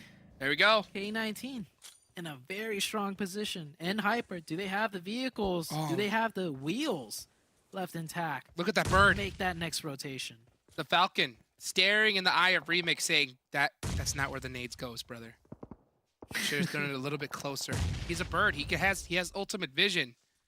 Gotta listen to the bird when it's talking to you, Zute. Better yet, Look, I heard, see, he told him again. In the next update, if you upgrade your bird to max level, you could put a grenade into its little claw. Wow. Could you imagine? PUBG Mobile, hear us right now. These are million-dollar ideas we're giving you guys. Straight from Zute's mouth. Here comes Angry Amateurs with a full send. Shaksa with a honey badger. Pops it up, but Remix is not going to go down without a fight. But at the end of the day, Angry Amateurs does end up taking out MEZEXIS. Man, I told you. Angry Amateurs, they're coming in hot now.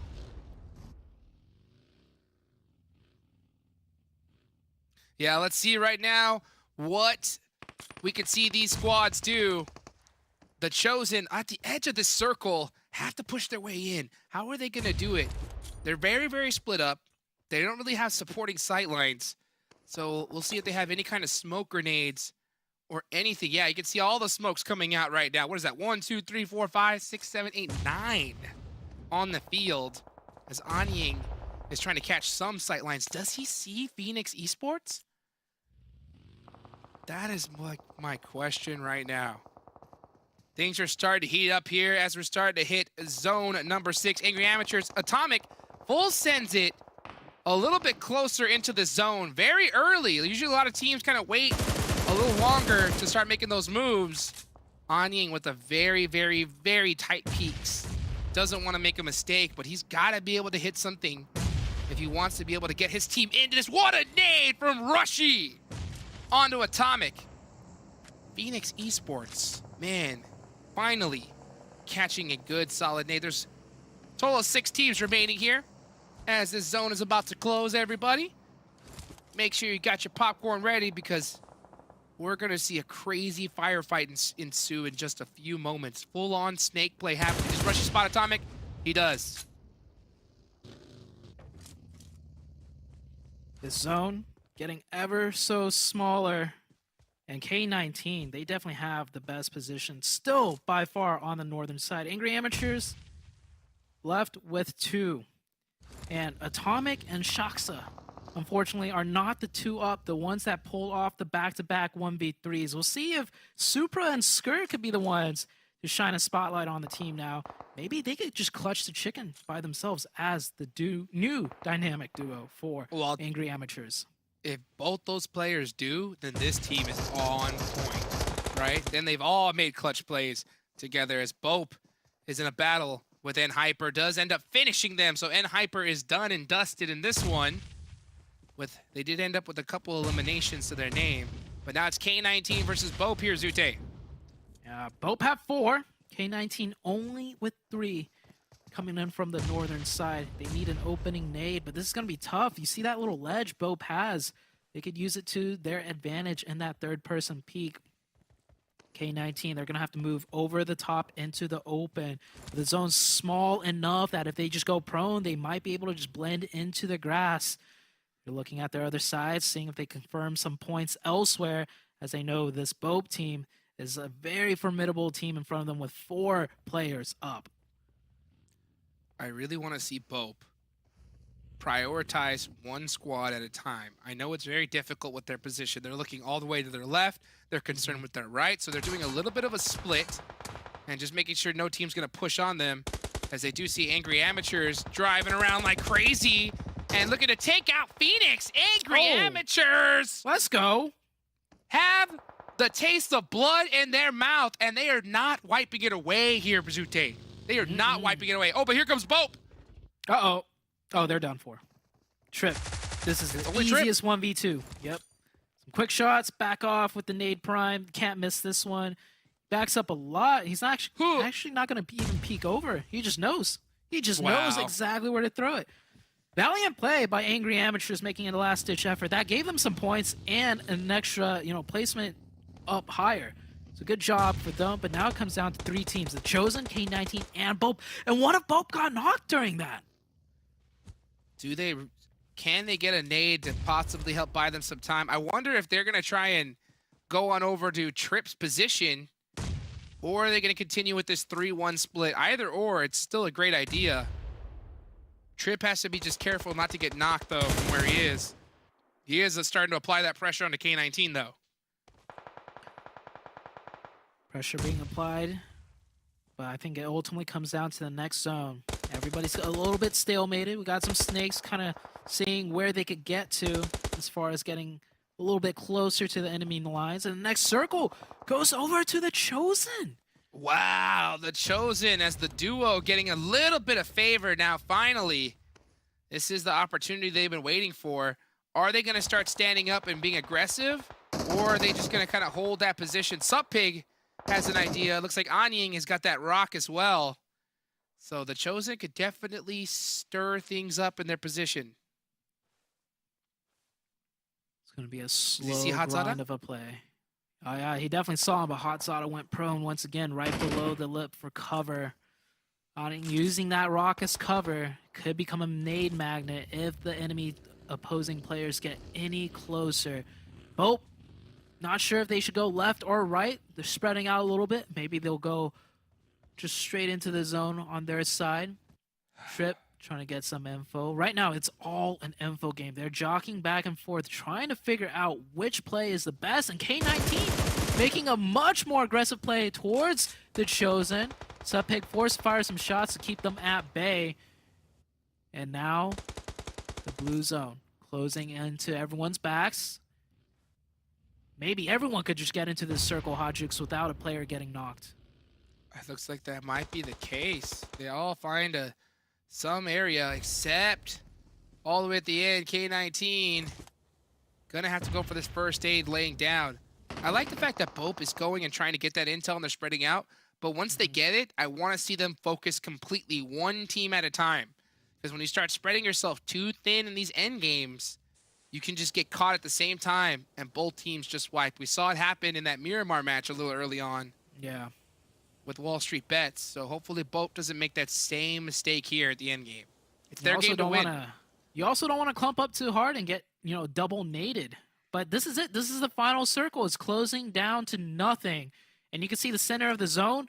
Nobody has real control over it, and there's no power position, as in there's no hard cover in the middle. It's all flat.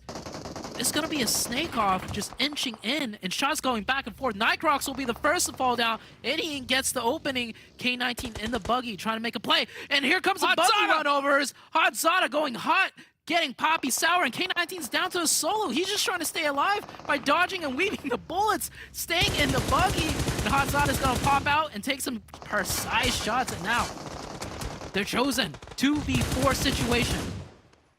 K19 eliminated, trying to pull off some shenanigans there at the end. Anying trying to get that first aid. He gets it off. Now BOPE, full snake play, playing, even though they have the man advantage, are still playing this very quietly. Hotzada trying to pull off something. Trip needs to stand up here. Pop up. Shotgun. Gets one. The smokes. Another one down. 1v2. Trip. They're going hard. Suppig down to 40 HP. Through the smoke. There's no way he can get this. And it is done. And that is BOPE. Hodjux. That is BOPE. Just going hard at the very end. With all four players up. I love how they didn't play it super slow.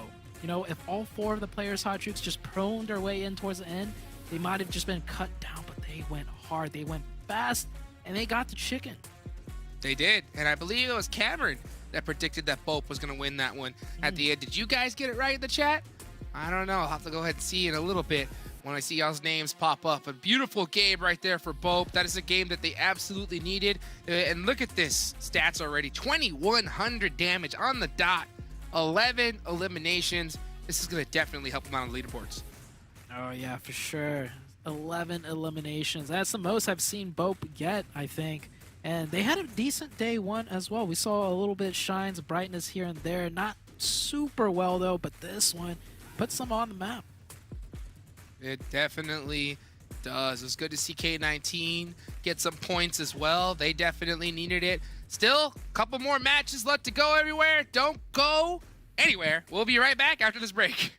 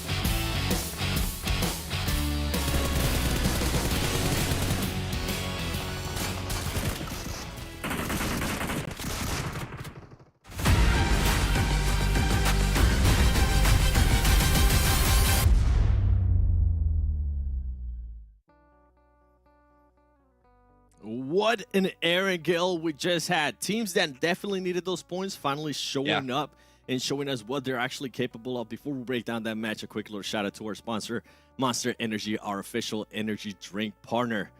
What a bunch of surprises we just got out of that match, Kevin. I mean, BOPE, you did kind of pick them, right? Yes.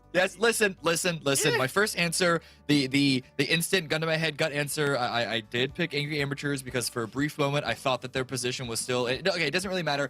I switched my answer to BOPE before Zute put his answer in. I think that counts. Hold on. That's all I'm saying. I'm going to the bar system. What's that? It doesn't count? Okay. It's a 0 point. It's a 0 point. Got it. Show me that. Wait, it does count? I'm hearing that it counts. Okay, this is actually like the VAR system. They just keep switching it back and forth. Sounds good. Yeah, exactly. It's inconsistent. Let's go. Whoa. Okay. Like it just want to verify that's not wrong, right? I actually have 1 point. Okay. Nice. Good to hear. Cam, that puts you at 2. Let's go. We'll see if I can keep this lead. That's the important part. Because we're still doing so many more misses than hits. I gotta take the ones that I can get. To be fair, with that circle, when we actually had to pick, there was so many options that I just kind of went with Hyper and Angry. I mean, like, they did look good at 1 point. Angry Amateurs did look pretty good at 1 point. But let's look at that match ranking because I actually want to see how some of the other teams did end up doing. As I was mentioning, a lot of teams that definitely needed those points finally showed up. I'm looking at the Chosen, but first of all, let's talk about BOPE Esports. 11 elimination points. Yeah, and this, unlike the deathmatch style of Sanhok that we just watched, where it's very close quarters, a lot of grass, tree, rock cover, this is out in the open, which means that managing your angles is even that much more difficult. So for these teams like BOPE, like not so much Chosen because they actually came in from the soft side, but especially BOPE and Angry Amateurs coming in from this like really rough, chaotic side of the zone is really, really strong. And for anyone to get double-digit eliminations in a field like that is such a great performance. And as you mentioned, BOPE really, really needed it.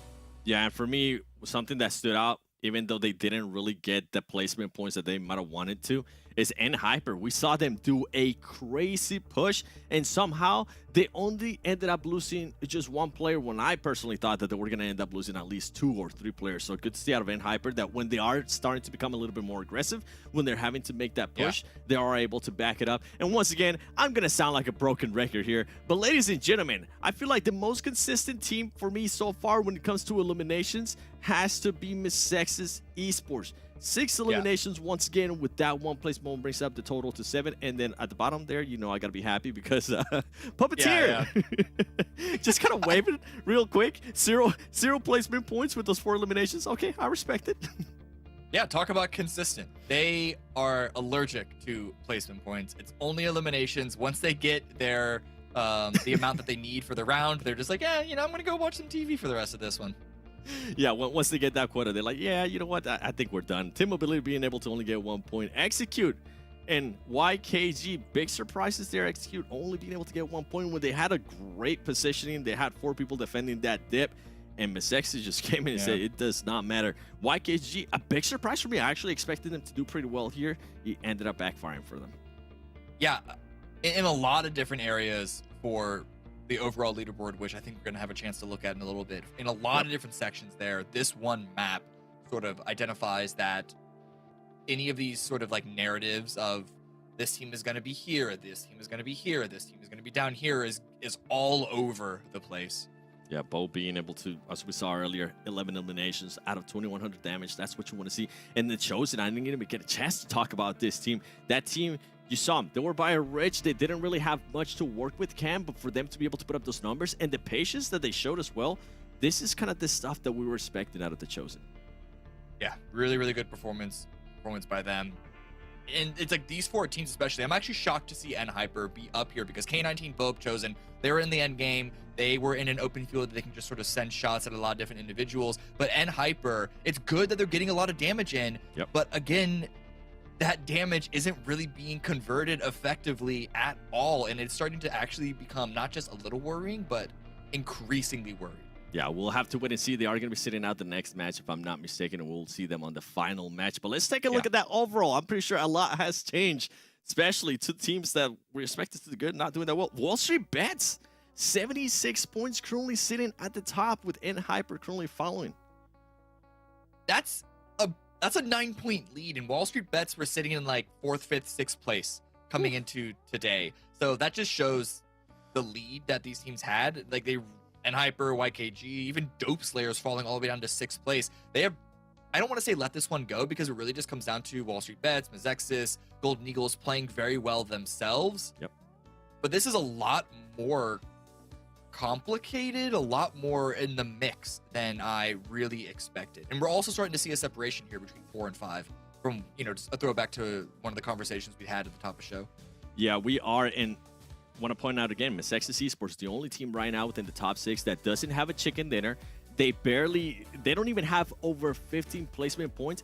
Is the amount of eliminations that they've been able to get in, the consistency that they've been getting those eliminations that's currently keeping them there within at least the top 4. Golden Eagles, even though they have been quiet with them being on the top 5, you love to see that. And Execute, finally, we were talking about it at the beginning of the day. This was a team that we were expecting to be here in the first page, and they finally do end up showing up. Now let's go towards that second page. PUPPETEER is starting to hurt. Those placement points, 2 is not going to be able to cut it, even if you keep getting those eliminations. The elimination just looks so good, though. Like, I understand why you're staying in the fan club of these guys, because it looks so good, it looks so hot, and you have to imagine that at some point you can get the eliminations. Surely that means the placement points are going to come eventually. Yeah, maybe not today, right? You know, surely, right? But that's the whole thing. We've already had like 8 games right now, so the fact that it hasn't clicked in yet is the really strange part. All I know is that if we get like a prediction of top 3 is Puppeteer is gonna make it, I'm not gonna be picking them this time around. They already got their 1 point. Okay, I'm moving on from that one. Super Laser Reflex so far today being able to only get 1 point, if I'm not mistaken. Metaphor at least being able to clutch up and get a little bit more points, but that's just not gonna be able to cut it. You gotta remember, we do have the bonus points coming into play at the end of every single week, and we're pretty close, I could say, to the end of day 2. These teams definitely have to wake up, because right now that's just not good enough. And Team Mobility, a team that I thought they were going to be doing good, a veteran team, they're currently just not performing. I mean, we have a fair bit of runway still to make to the grand finals, but at this point, we just got to see it happen. Yeah, they got plenty of time. Hopefully, it is a veteran team, so maybe they'll be able to go back. We are going to have a day off tomorrow, too, before we go into day 3. We'll have to wait and see what they're going to be able to do. These are the teams that are going to be participating in the next match. WALLSTREETBETS is going to be coming back. Super Lazy Reflex, and maybe this could be the turnaround in Vikendi. Yeah, and the fact that NHyper are sitting out, WALLSTREETBETS are back in, means that this is a perfect opportunity for WALLSTREETBETS to extend that lead even further. It's already sitting at 9 points. They can easily branch that into double digits, maybe go to 15, maybe even 20-point gap. Yeah, and I can't wait to see who's going to be winning the next match. By the way, Wild Scrum on YouTube chat, I see you. Congratulations. You actually got it right in the last match, picking BOPE. I can't wait to see who's going to be winning Vikendi. So, Hot Jukes, Sute, let's see who's going to be taking it. Any guesses from you guys before we actually go into the match? Hot Jukes and Sute, take it away. Any guesses? I mean, it's Vikendi. It's Vikendi. hard. What is the team that sat out yesterday and then came in hot in the next game? I believe it was YKG, right? After having a bad game. So this got to be their bounce back game here. They have to bounce back. So I'm going to go with YKG, but then again, WALLSTREETBETS is back on the board as well. So that's a little question mark for me. What do you think, Zoo? Oh, I'm still on the Joey train, but I want to go with WALLSTREETBETS just cause. You know, Okay. Like, they've really showed out as we take a look at the live rankings, right? They are up there 76 points above NHyper, above YKG, above everyone. And it all started kind of, I don't want to say it all just started happening today, but today is definitely a way bigger day for them than it was yesterday. So I think they're going to keep that momentum going. But Vikendi's always really tricky. We saw yesterday, right? Like a lot of these teams aren't as familiar with like certain power positions on this map as, you know, Miramar or Erangel. So some opportunities might be missed. It all depends on who can find that spot towards the end game, because the circles don't shift that hard on Vikendi. That is true. And even if they do shift hard, you still have so much cover in Vikendi. Vikendi is just so filled with different rocks and dips all over the place that even if you're so close together, you should have an angle. I knew the zone was going to go here. I knew it. I should have set it out. I was going to get to it and guess that the zone was going to go on the good old-fashioned northwest or southwest side. And, staying true to form. And look at that. Half of the zone in the water here, Zoo. Always half of the zone in the water on Vikendi. We have a little bit of a contention here between WALLSTREETBETS, the team that I'm keeping my eye on, against Skills of Mind. Now, Skills of Mind, not a very, heavy-hitting team, especially given, where they've been on the point system or the point rankings. So maybe these are free points, potentially, for WALLSTREETBETS. But last time we thought there were free points, right? It went the other way around really quickly. And if truer words have not been spoken, Zoo, and that is an absolute fact, we saw Angry Amateurs make some magic happen just a little bit earlier on in that Sanhok match. So can Skills of Mind kind of complete the same effect here? I really think they need to. Exotic is on the roof, poking his head out, and Bomba has got his number. Will Exotic look for just a little too long, or did he spot him as well? It's hard to tell. Both teams not really making a decisive play here. And this is also a hot drop on Vikendi, so like these cities, these angles, these sight lines, players aren't very familiar with whatsoever. So we might not even see a fight really break out, given that the buildings are so complicated to play around, and the rooftops, right? Every single roof of these buildings can almost be played on. So it's a lot of, you gotta really be cautious when engaging in a fight at the cities. Definitely, absolutely do. You never know what angle one of these players is going to be holding and just catch you right in the ear when you think you're safe. Rushy, heading on over to his team. Everybody's still in that looting phase. It looks like Juancho from Execute is going to catch that first Metaphor slipping. One player's going to get knocked here. Looking at Puppeteers. The team that is allergic to placement points. What do you think about that, Zute? Yeah, it's crazy. 2 placement points, but then you see like 33 LM points, and they're still doing kind of well in the grand scheme of things. Execute a little bit fast and furious action here. They already picked up one Juancho, right, getting that one, and they're gonna go for a chase. They're going for the points. May as well. I mean, zone is huge. No real point in getting center zone on the first circle with so much playable terrain. They're gonna go for the points right now, trying to chase it down anyhow. They are hauling it. Fate's gonna go and decide, do I think stop right here and look for some more loot, as he does not even have a helmet. Nate is forced out in the open. Okay, the Panthers lose one early on. Man, oh, and actually get caught through the smoke as well. Big Nate barely sneaking on over to safety. I wonder if we're gonna see Phoenix push this.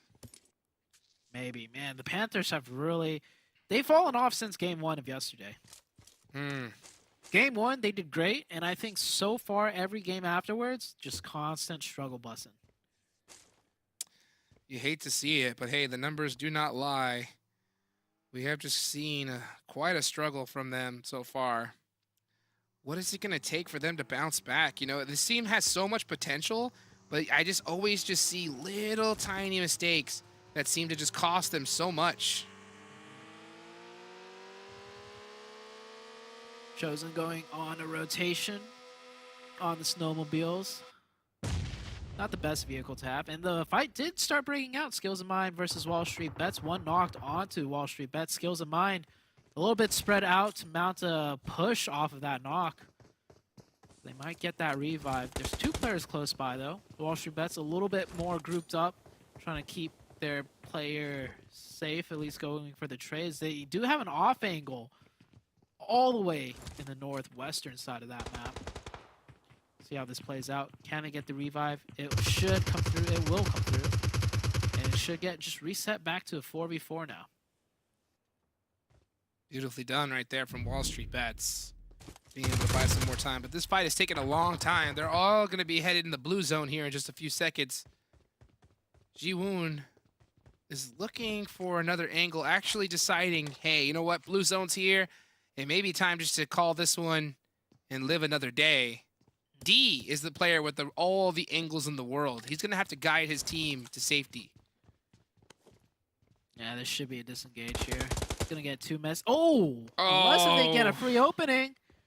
How aggressive are they going to go? Oh, it looks like they're going very aggressive. This WALLSTREETBETS team, they are feeling it today, Jukes, and they will get that confirmation as well. Uh-oh. And even worse, now they know who they're going up against. They realize the team that they're going up against, and now if your Skills of Mind, you got to be on the run. All right, here we go. YKG against Super Lazy Reflex. If you are SLR, this is probably one of the last teams you want to go against, but I think they got the sight lines and the advantage here. Can they get a nade knock? It doesn't look like it. Joey's coming in. Ooh, gets shot in the shoulder, but he's got a DBS. Oh, the gun switch. It's good. Oh, they got him. Oof, the DBS, just always better. It's too good. And that was he just went for the 1v1 too. Look at that. The rest of his teammates chilling in the building. Joey's and like, that's the problem. And that's the problem though, is that, okay, look, see, and this is the problem. If you're SLR, I think you just realize that it was Joey that took out one of your players, and you don't want none of it. You're like, I'm out of here. Yeah. I mean, when their teammate got thirsted, it was like, Joey, DBS. We're out. We're out. We're Last time on the Joey had a leaderboards. DBS here, they shut down the Panthers, right? And they said, you know what? Let's not give them the points, but how about we give the Puppeteer some, huh? Yeah, they need more. They need more elimination points. Well, if history serves correct, at this point, Puppeteers need to get just one more elimination, and then they just gotta need themselves. Yep, we hit our quota. Time to pack it in, boys. Time to bag it in, boys. That's it. We got them 3. All right. And oh, this fight is still going on.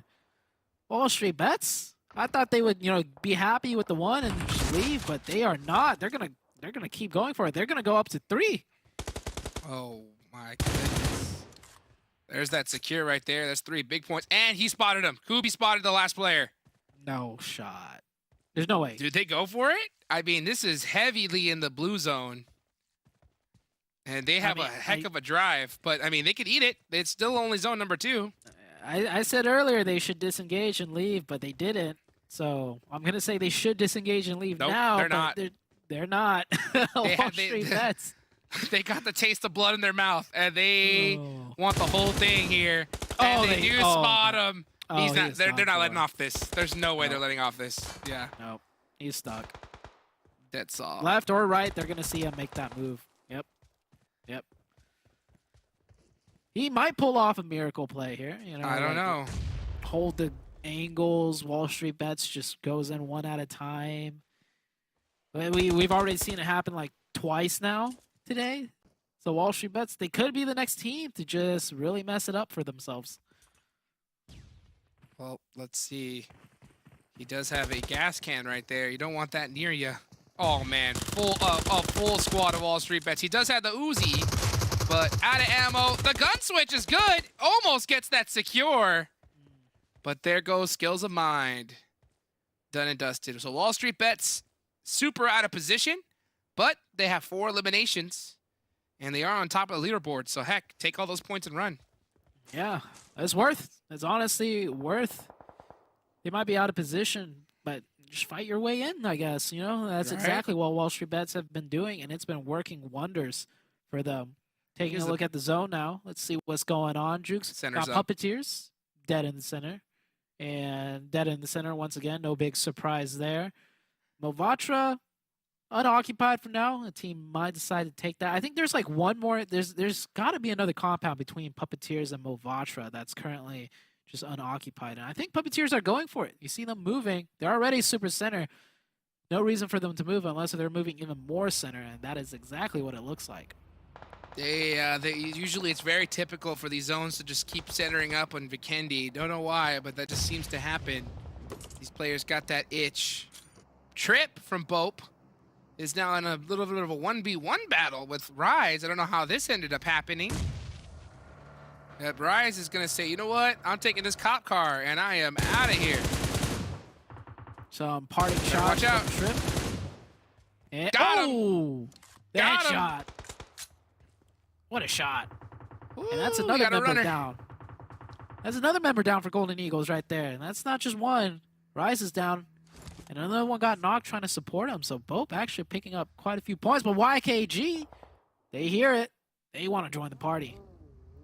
Yes, they do, and they're driving straight towards that party. It looks like Trip is going to get that confirmation on the Rise, so that's going to be a nice point right there. But here comes Chico, doing some shots through the smoke. Is he going to get that confirmation? A ton of hits. And finally, Fears finishes high row, and the vehicle explosion from Joey. Oh my gosh, Oh. BOPE is getting lawn mowed right now. Or is it snowmobile zoned? I don't know. They're getting pelted by snowballs. That's what it is. I don't know, Jukes, but that was violence if I've ever seen it. And YKG, they are upset they threw away the last game. But, oh, I just realized, that last game when they crashed into BOPE and got destroyed? Mm-hmm. Joey saw the future. That position Joey knew was going to win the game, and BOPE did end up winning the game from that position. And now, coming to Vikendi, they're mad. That's why they're taking out BOPE very early on. Hot Shot is still up, but I don't think BOPE's going to be able to do much for the rest of the game. Not with YKG just massacring them. Oh, I think Hot Shot might be able to get this revive, though. That would be ridiculous. And He actually blue is. zone. Nope. Trip. Blue zone. Goodbye. Oh, a little bit too far. Oh, the tap. Oh, so close. I think he dropped all his first aids, though, for his teammate. Yeah. Look Angry at Amateurs? Shaksa. Yeah, what's he doing? Just a little fishy in the water. I hear the Hey, this water's might be a really good cold. spot. Oh, no. He got out of the water? No, it's his teammate. Yeah. Uh-oh. Atomic. Curl. PBS. Hold on. Oh! Peralta takes down Atomic right there. So it is just Shaksa, I believe. Yep, Shaksa left for Angry Amateurs. Once again. Gonna have to make some magic happen. MEZEXIS getting some nice, easy points right there. You think Shaksa's gonna actually run and try to catch him in the back of the head? That would be pretty wild. He's got a very Maybe. sneaky spot. I don't think anyone's checking that angle. I think he's just gonna play it quiet. Yep. Angry Amateurs down to 1. At this point, though, you do want to go for the elimination point. You're a solo on Vikendi this early on. No vehicle either. So may as well look for that 1 elimination point, catch a player off guard. The Panthers here moving like they're fighting a team here, but they're just being extra cautious, I guess. This time, definitely clearing their angles, right? They are playing very close together with shotguns out. I cannot blame them, especially after that Sanhok match. This is what I was talking about, right? How much, you know, it was important to learn that lesson so early on, and they are showing that, hey, you know what? Lesson learned. Lesson learned. The legend. The train conductor himself. Yep. Oh, little tap shots from Nate. Another train on the way. Big Nate trying to get the Panthers going here. As Shaksa finally gets caught out in the open from Rushy. Yep.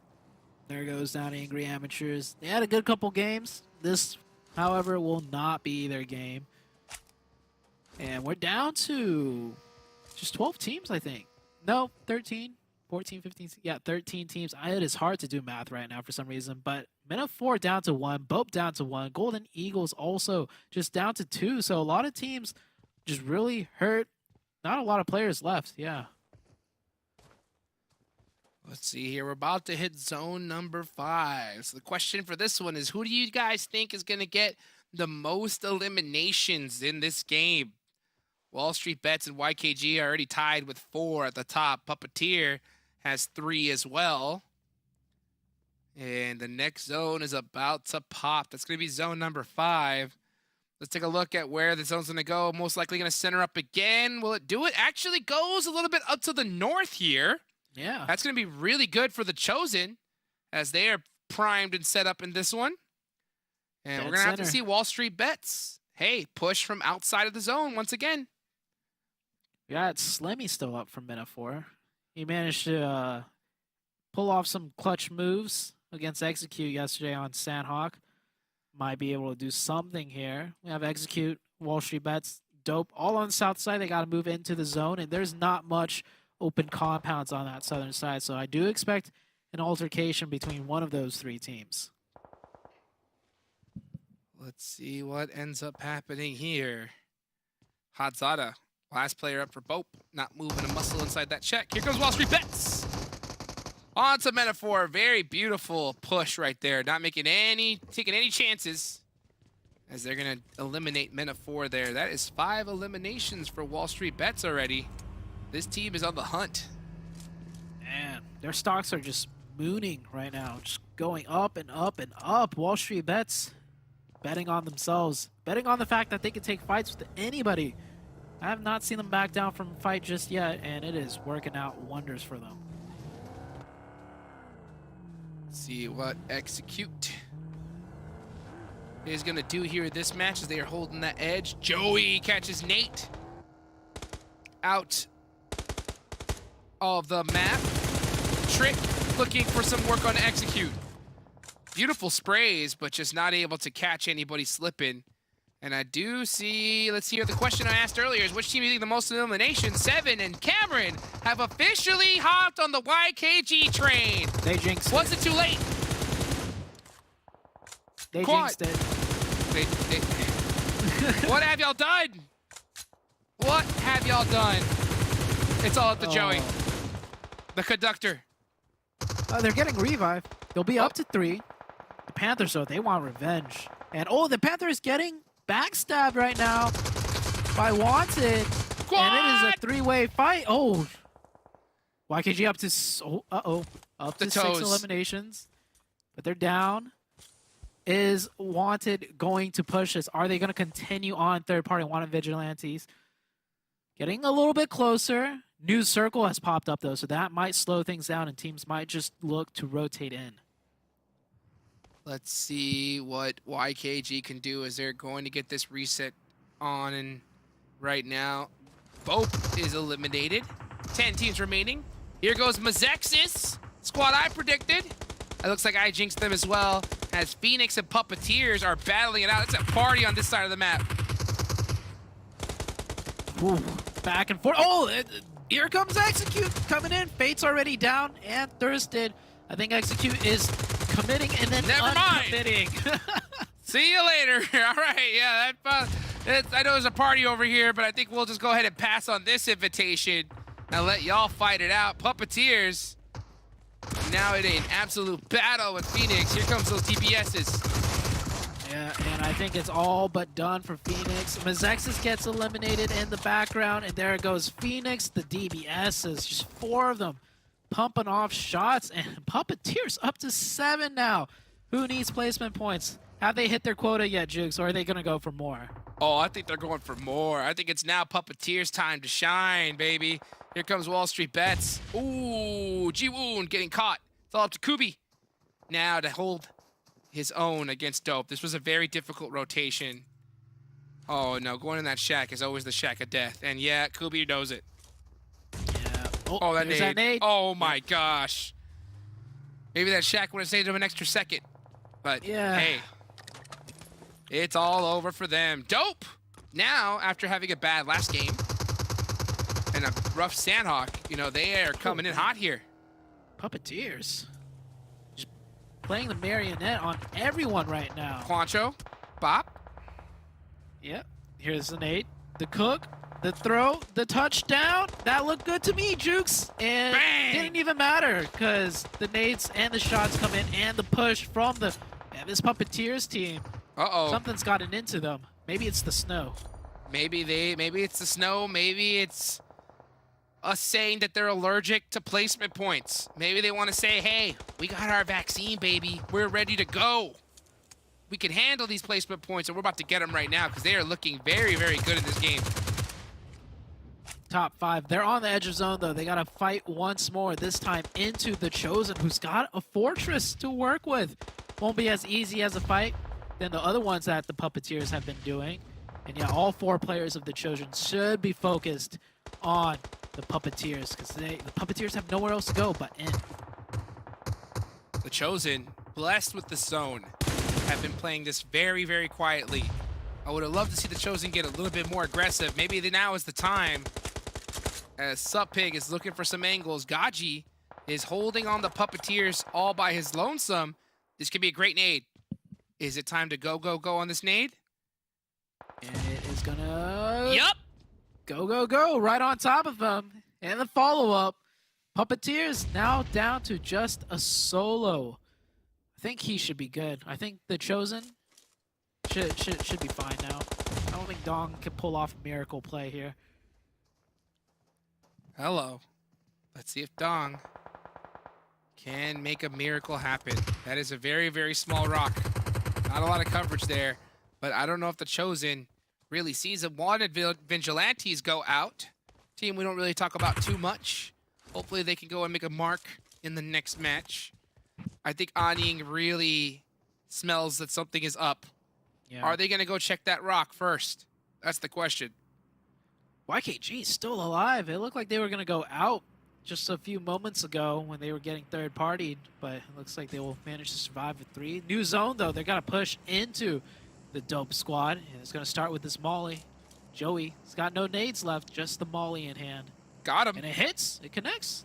No knock, though. Down to 1 HP. Did he spot the movement?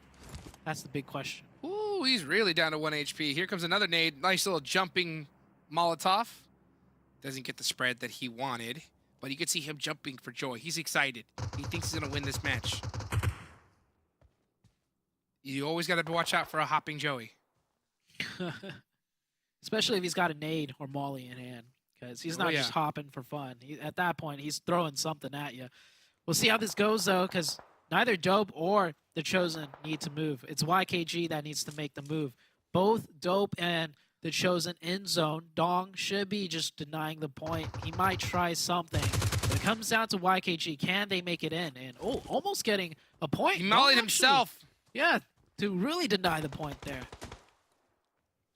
Chico getting blazed up a little bit, so hey, I mean, Puppeteer, we did say nade themselves, but instead they go for the Molly, but here comes Dope. Catching Joey behind the rock. Joey's, What a headshot from Bray. Completely destroying that is done. YKG from that angle. And now the Chosen, yeah, about to say it's about time. They decided to get aggressive. They had the crazy man advantage. And now they are pushing out slowly, wrapping around, and looking to clutch this victory. Yeah, getting the sightlines in, getting the angles in. They only have 3 eliminations, so they know this is not the best game for them when it comes to elimination points. So they want to go aggressive, get the rest of them. And with all 3 members of a Dope backed up in the corner, behind a rock, behind a blown-up car, this should be easy for the Chosen. Also, the Chosen have the zone. There's no way that the Chosen should lose this one. You gotta be careful though. 1 over peak and 1 free knock, it could change everything. Oh, Stellar has the angle here. The Dope is gonna go out in 3 seconds. Yep. Oh, the Never pre-fire mind. though. Hit that first aid, don't get greedy. Hit the first aid first before you peek again. He wants it though. Oh, He the wants it. Any actually finds the angle. Yeah, there we go. And now it's Bray. Last player up. It's all up to him. He did clutch it against YKG. Stellar's going to go out in the open for the bold play to try and catch that hard angle as Bray is too focused. He had to have let his team know this is risky. But Stellar's going for it. Uh-oh. Get the point. Get Bray, the point. Did he get get- it? I think he tapped it. Yep. He tapped the point at the last second, just right in the caboose. I feel like it's been a repeating pattern, Jukes, on Vikendi. Players getting shot in the butt at the very end for the secure point. And that is the Chosen, Jukes. Finally showing signs of life. Sure, they got the zone, but they went aggro. They held the defense against Puppeteers, and Puppeteers were steamrolling everyone. So good win for the Chosen. Oh, a huge one. It's about time. I mean, we haven't seen too much from this squad so far this tournament, and an all-star roster finally putting up some points on the board. Hopefully this kind of shakes their hesitation a little bit, because I think that even though they had such a great position, they were a little late to flipping on that aggressive switch. So hopefully going forward, they're able to split that a little bit quicker and take the chicken dinner just like they did in this match. I mean, they got what it takes, right? It's just about making sure that you fire on all cylinders. I think they're slowly ramping up. We've seen other teams like WALLSTREETBETS, even Angry Amateurs, ramp up a little bit faster. But hopefully they can ramp up even harder, because we've seen what the Chosen can do. And we'll see if they ramp up for one last game today. Before we close things out, though, we got to go to a quick break.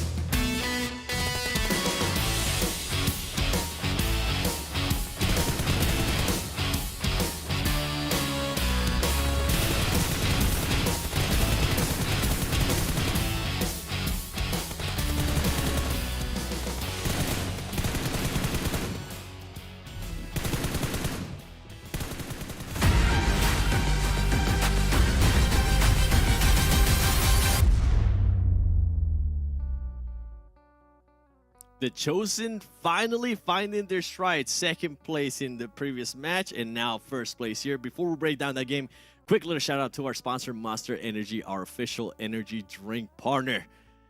The Chosen with the surprise there. I mean, to be fair though, Cam, they did perform really well yesterday during Vikendi as well. I think they ended up with a 4th place finish. Do you expect them to get this win? No, but this circle was really, really hard to follow as a viewer. It swung very far west, and then it teased a lot of an urban finish, but then shifted up towards the north, away from all the cities, and it was just all over the place. So this one was incredibly hard to call. It really was. I mean, I think we got our talent prediction right, but we talked about that later, all right? We don't want to brag here, so just show us the match ranking. That way we can actually brag, because during the match ranking, we'll be able to see who got the most eliminations, and it was none other than YKG with those 15 total points. Yeah. I mean, honestly, only 1 point behind the Chosen in overall points, and that's really what matters. And, I mean, just to talk a little bit why I chose YKG to win is because we made that prediction in Circle 5 when it shifted away from those urban areas closer to the coast. And I really favored their ability to be able to manage their edge with all the other teams coming in from the opposite side, but still have enough space to sweep through. We saw them take fights against the Panthers and a couple of other teams, and it wasn't, you know, the easiest thing for them. They lost a couple of players here and there, but still, like that, seeing YKG bounce back from a few weak performances was really, really good to see. For a second there, we were holding our breath, because as soon as we picked them, their team started getting eliminated. Yeah, so it was a bit of a bleep there, but it's good to see that they were able to pull it out. YKG, by the way, Puppeteer coming into this match. Throughout all the matches, they only had 2 placement points, and in this one, they're able to get 4 placement points, and on top of that, 8 eliminations. And something that we were talking about, as we're going to be looking here towards the second page with Puppeteer, is actually, you know what, we'll save it a little bit, because I want to go into MEZEXIS. This is the first match that MEZEXIS doesn't get more than 4 eliminations, but I feel like I have to give them a break, because they were still able to put up 3. Yeah, and I mean, this is Vikendi. It is one of the easiest maps to get pitted into a singular location. There's a bunch of random scattered compounds all over the map, and so this one is like being able to bounce from compound to compound and take multiple fights on the way. It's definitely incredibly unique here. And MEZEXIS, they're a lot better on like the overall just fighting out in the open sort of play style. They are. The Panthers, by the way, not having the best of days. We were talking about this when we were looking at the match. I feel like they really haven't done anything since the first match yesterday. And also SLR, they started off the tournament super bad, just losing pretty much the hot drop, and we haven't really seen them since. YKG though, 2,000 damage, 10 elims, and on top of that, we have Nyx with 1,400 damage and 5 elims, a team that we really haven't seen much of. Yeah, you know who we're not seeing up here at all is the Chosen, who won that map. So they definitely, their approach to this game was very much like slow and steady. We're just gonna swing around where we can, move where we can, really defend our position. They weren't forced to be super active on their movements toward the late game, but very much like we're gonna bide our time and then pounce when the time is right. And you saw that pounce when one of the players of the Chosen at the very end ran out into the blue to get that final angle onto Dope Slayers for that last elimination point. And that's what I was talking about with the Chosen. They might have found their stride. They might have found the strat that actually works for them, because that's exactly the exact same thing that they did in the previous Erangel as well. Now, going into the Puppeteer, you know, we've been talking about it throughout the match too. I was saying how if this team can start getting those placement points, they're going to be scary, but you had a kind of counter for me. You didn't quite agree with that. Yeah, so they're really, really strong because they're taking a lot of these early fights. And if they were to try and put more of their brain energy into mid-game, late-game placement positioning, that could dilute what's been so successful so far. So if they're able to get more placements like they did in this game more often, that'll be really, really good. But teams need to play how they play best. Not everyone can play one singular play style, even if like the best team in the world plays that way. That's just not how competition and human behavior works at all. And so far, I do think Puppeteers can push not just their elimination points, but also the placement points further. But as it needs to be done within the realm of their play style, and that is just very aggressive, well done early game engagements. I agree. I just want them, that average survival time right there. It's kind of crazy. It is. Nobody's over 18 minutes, which is just wild to see for me. Let's look at the teams that are going to be participating in the last match here of day 2. Team Mobility is going to be coming back, and Hyper is going to be coming back. Do you think N Hyper, I'm going to put you on the spot here, Cam. I know I told you I wasn't going to, but do you think N Hyper might get the chicken dinner to close out the day? I don't know about chicken dinner, but I do think they're going to have a strong performance here. Okay. Because it is Erangel, if I'm right. It's Erangel, right? And Yeah, they're usually like pretty good on that map. So I agree. I expect a top 3. A top 3 for sure. Let us know what you guys think in social media. Make sure you guys use hashtag PMPL NA. And while you're at it, follow us on Instagram, follow us on Twitter, subscribe to the YouTube, and make sure you join the Discord. I can't wait to see who's going to be winning this last match. What do you guys think? Hot Juke, Sute, and Hyper. Top 3, maybe a win? Let me know. Top 3, easy. I mean, I think this squad has been a little too quiet today. I think they're looking to stamp their name on the last game of the day. And of course, it's Erangel, the good old tried and true map, Zute. Let's get it started. Oh yeah, this is Hyper's best map by far. I mean, they're known for their rotations, their splits, their positioning. And Erangel, it's the easiest map to do it on. It might be a little bit hard to master though, which is why, you know, you see some teams really struggle on Erangel. But as far as Hyper is concerned, this is their bread and butter. So right. We'll see if they could get the chicken. Definitely, I think, the top 3. But the chicken might be a little bit more difficult for them. Gotta get the chicken. And you gotta do it right now. And, I mean, they're definitely capable of doing it. They've done it so many times so far. I just think they're just waiting for that right moment, that perfect game for them to be able to get it done. Hopefully we could see it here. But there's still a lot of teams looking to go and make their mark here as well, Zute. Any other teams, do you think, that have that potential to get it done here? WALLSTREETBETS, I want to see them end the day on a chicken. You know, they started off the day so strong, and if they can end it strong as well, they might be able to carry it right over to the next day. Plus, it'll give them a really nice, you know, point gap between first and second, because it's getting kind of close between those top 2 teams. Actually, top 3 teams. All really close to each other in points. Right, you are, Zute. These teams have been going absolutely crazy as of late. I'm looking towards the middle of the map, and yeah, it looks like Golden Eagles are going to continue to just take Pachinki relatively for free here. Looks like we do have a couple of squads that went for a vehicle, and now it's Gaji up to doing the shimmies, the jukes. Are they hot enough? Oh, Legend actually got shot there. I think it's his teammate, though, shooting from across the, oh, across the so side. close. Dude, circle it on like a shark. At this point, just get out the car and punch him out, maybe? But then you don't want your car to get jacked. Oh, here comes Ander. Ander's got a gun. Oh, the support. Stellar. He's got an M16. Oh, Poppy Sour. And Ander with the AK. Wow.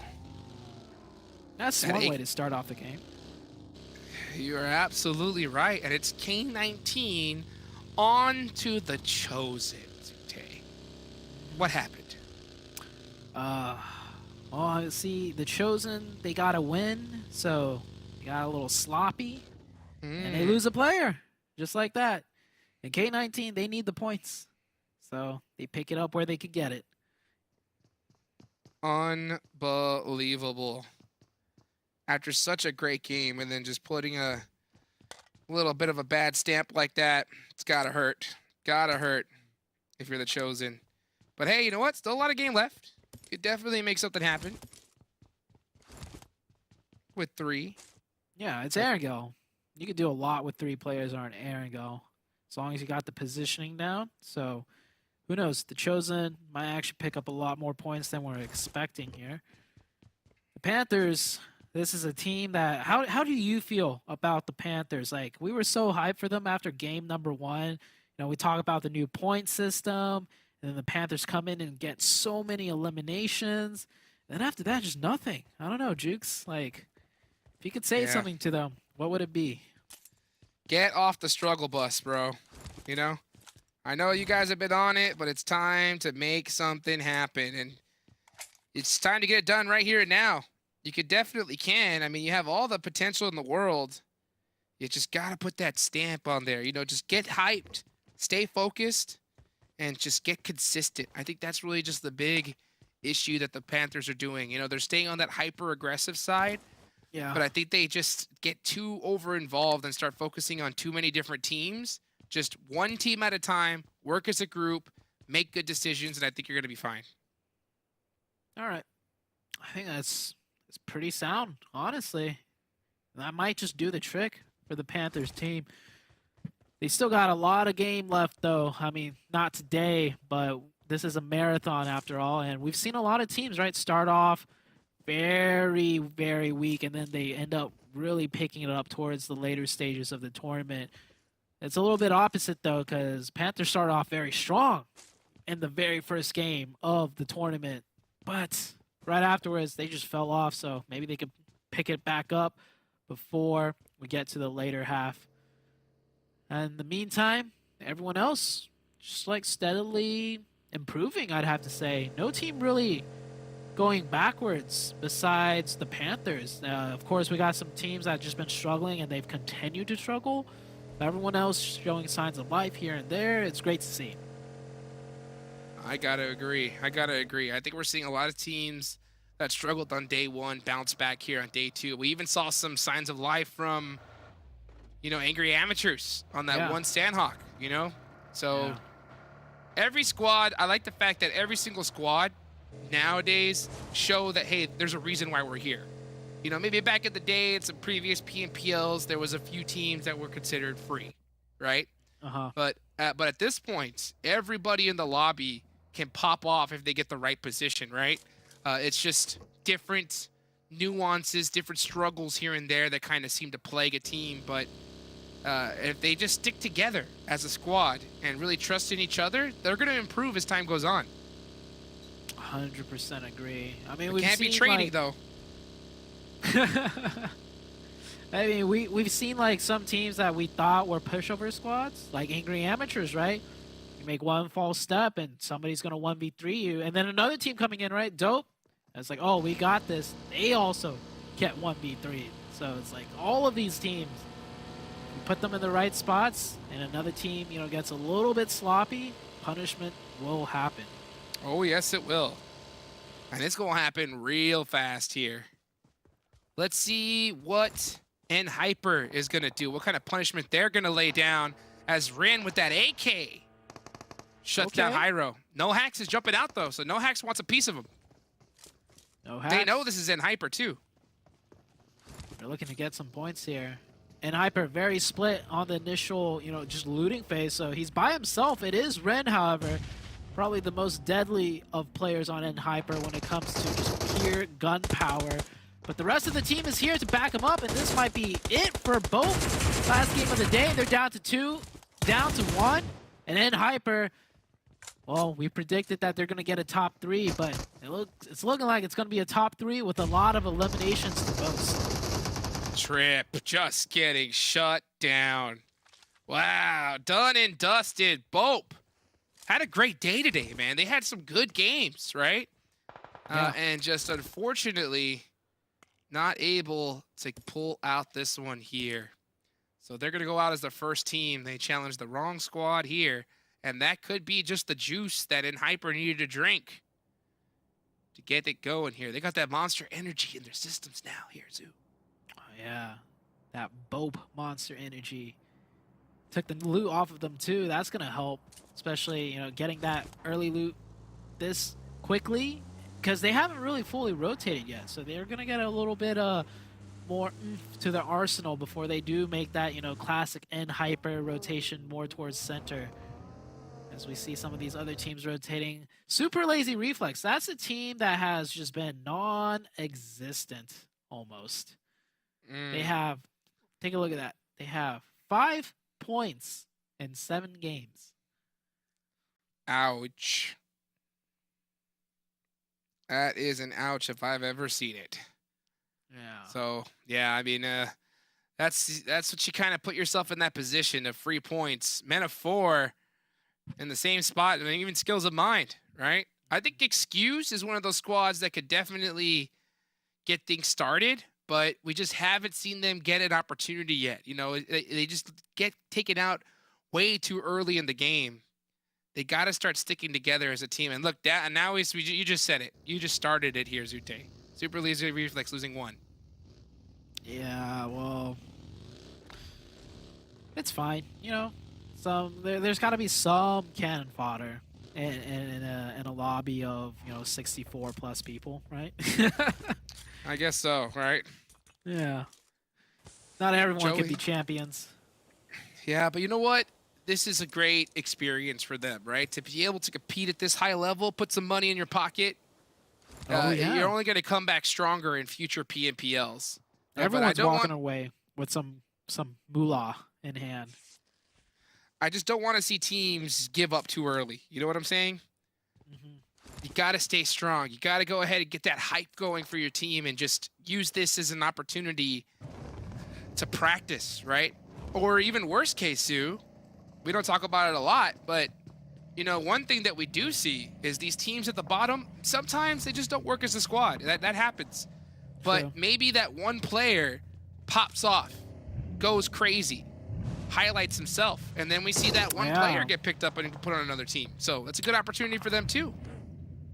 That is absolutely true. We've seen players get moved to better teams constantly. So, and it's happened this new split too as well. So maybe Super Lazy Reflex, maybe your team's not the best fit for you, but you got what it takes, or you think you got what it takes. So don't give up yet. So wise words by Hot Jukes himself. And Wall Street Bets, you were doing so well, and now Execute just running one over so casually. Wow. Simple mistakes. It kind of happens, we're dealing with Erangel here in the last game. Some teams maybe starting to feel a little bit of that wear in the end game, but man, you can't give up. Now's the time to really just go crazy, because this is what's going to lead into that next day of tournament. And you want to put up all the points you can, because those bonus points are going to come huge. We haven't talked about those bonus points enough. I'll tell you what, I guarantee you, if some squad ends up on top all weekends, they're going to start off with 40 points, Zute. That's a lot of points. Especially a lot of points. Placement points being cut down by so much. We've had this bonus system before, and we've seen how to play out. It is so crucial, and with the new point system, essentially points are being taken away from everyone, right? It's still 64 players. Elimination points have always been 1, but with less placement points, that makes any point that you get even more important. Oh boy. You heard it here first, everybody. That is the absolute truth. Things still slowing down here. It's only zone number 3. Everybody's going down into this mansion area. It looks like Golden Eagles are the team that are completely centered up right now. Execute is still in the blue zone all the way at the south. The Panthers looking to heat things up here as they do spot Super Laser Reflex. This is almost the same exact zone, Hot Jukes, as the Erangel we just had earlier. We see this time YKG, they're in a different position than before. This might be their chance to redeem themselves of Erangel. The game before that should have been a decent game, but they went with an absolute donut. So this time around, they're looking to change it up. Oh boy, here we go. Excuse! I was just talking about them earlier. Looking for a chance to heat things up here. Stevo was out of position, but he does get on over to Zed. Those other 2 teammates need to get there quick. Nope, it looks like they're just going to completely eject. We don't see this happen from the top team, Zoo. Yeah? Just, like, losing a player and ejecting? Or Yeah, the last time you saw, like, one of the top teams just do something like this, as soon as a team crashes, just lose a player and just dip. Oh yeah, usually there's a bit more of a resistance, right? And I think that's the mistake that some teams make. Even if you're playing a 2-2 split, where your goal is to just push teams away, and if they crash, you leave. You have to put up a little bit of a fight, right? Like, throw a nade, pop off some shots. Because the second an enemy team crashes and they hear cars, they're like, oh, this is free. They're running away. I'm just going to run at them and shoot them. But if you throw a nade and pop off some shots, gets them a little bit more hesitant, and then afterwards you could do like a more easy ejection from that spot. Gotta agree with you. I got to agree. Man, and Hyper is on top of this game so far with 4 points to their name.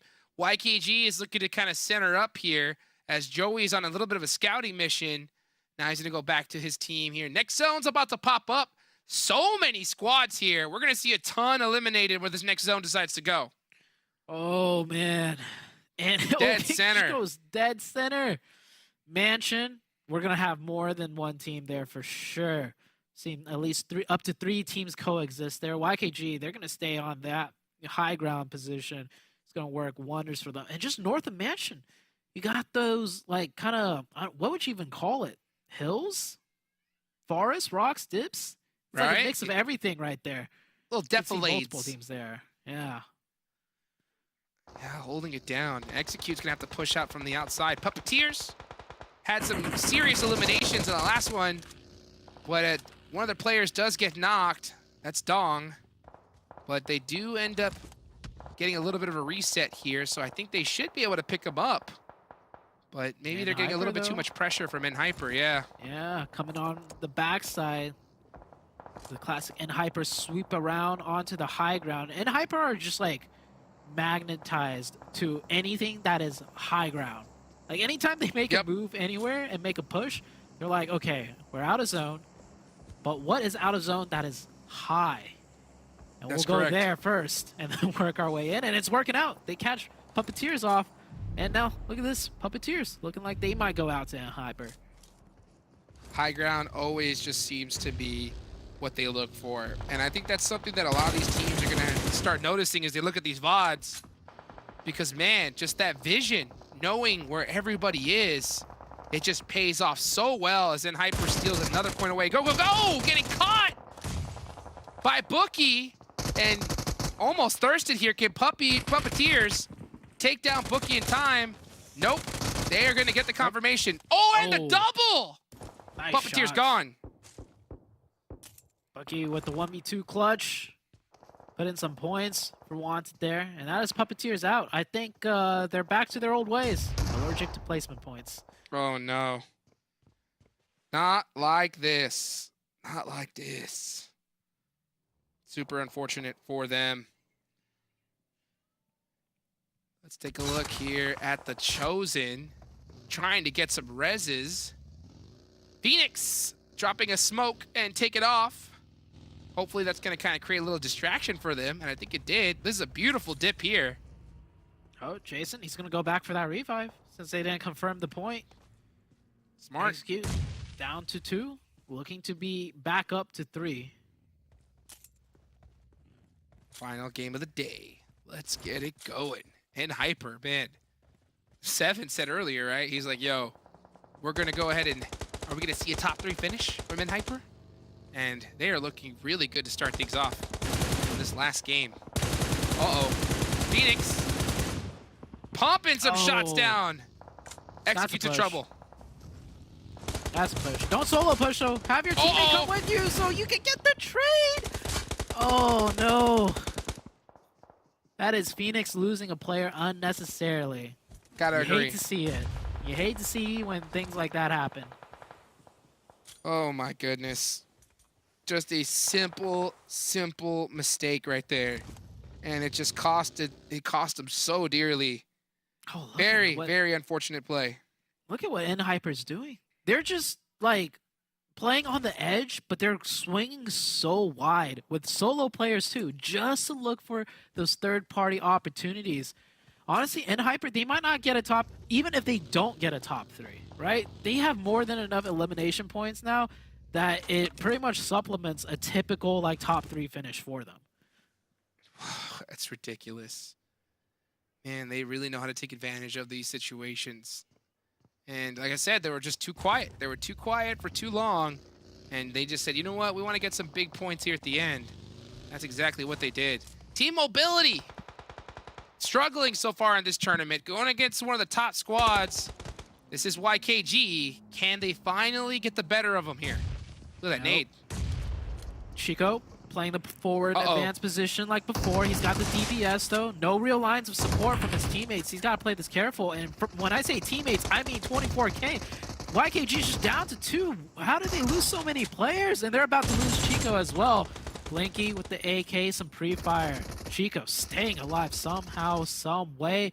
Should be going down. Surely, team mobility here, just one player. And there we go. Finally, Chico goes down. YKG down to just 24K. Beautifully done. Let's see what 24K can do as the last player alive. Chico thirsted. Just 24K in the other building. I think if you're team mobility, Zoo, do you hold this building or do you try to clear this out? I think that's a tough one. Like, we can see Wall Street Bets are just like right under Yeah, exactly. them, right? So, and I don't think Wall Street Bets have really made too much noise to give it away either. So, I mean, it is hard to say. For us, as casters, we say we know. But for them, if you didn't know Wall Street Bets here, I think you clear it out. You know YKG is weak. You don't want to just continue to share this. You want to, space out a little bit so you can get more control of the mid circle. So we'll see what they do. Looks like they'll find points elsewhere, though. Taking some shots at the Chosen in distance. Let's see what Wall Street Bets can do to Phoenix. Taking a look down range. Doesn't look like they're able to catch anything just yet. But this zone is now finally about to close.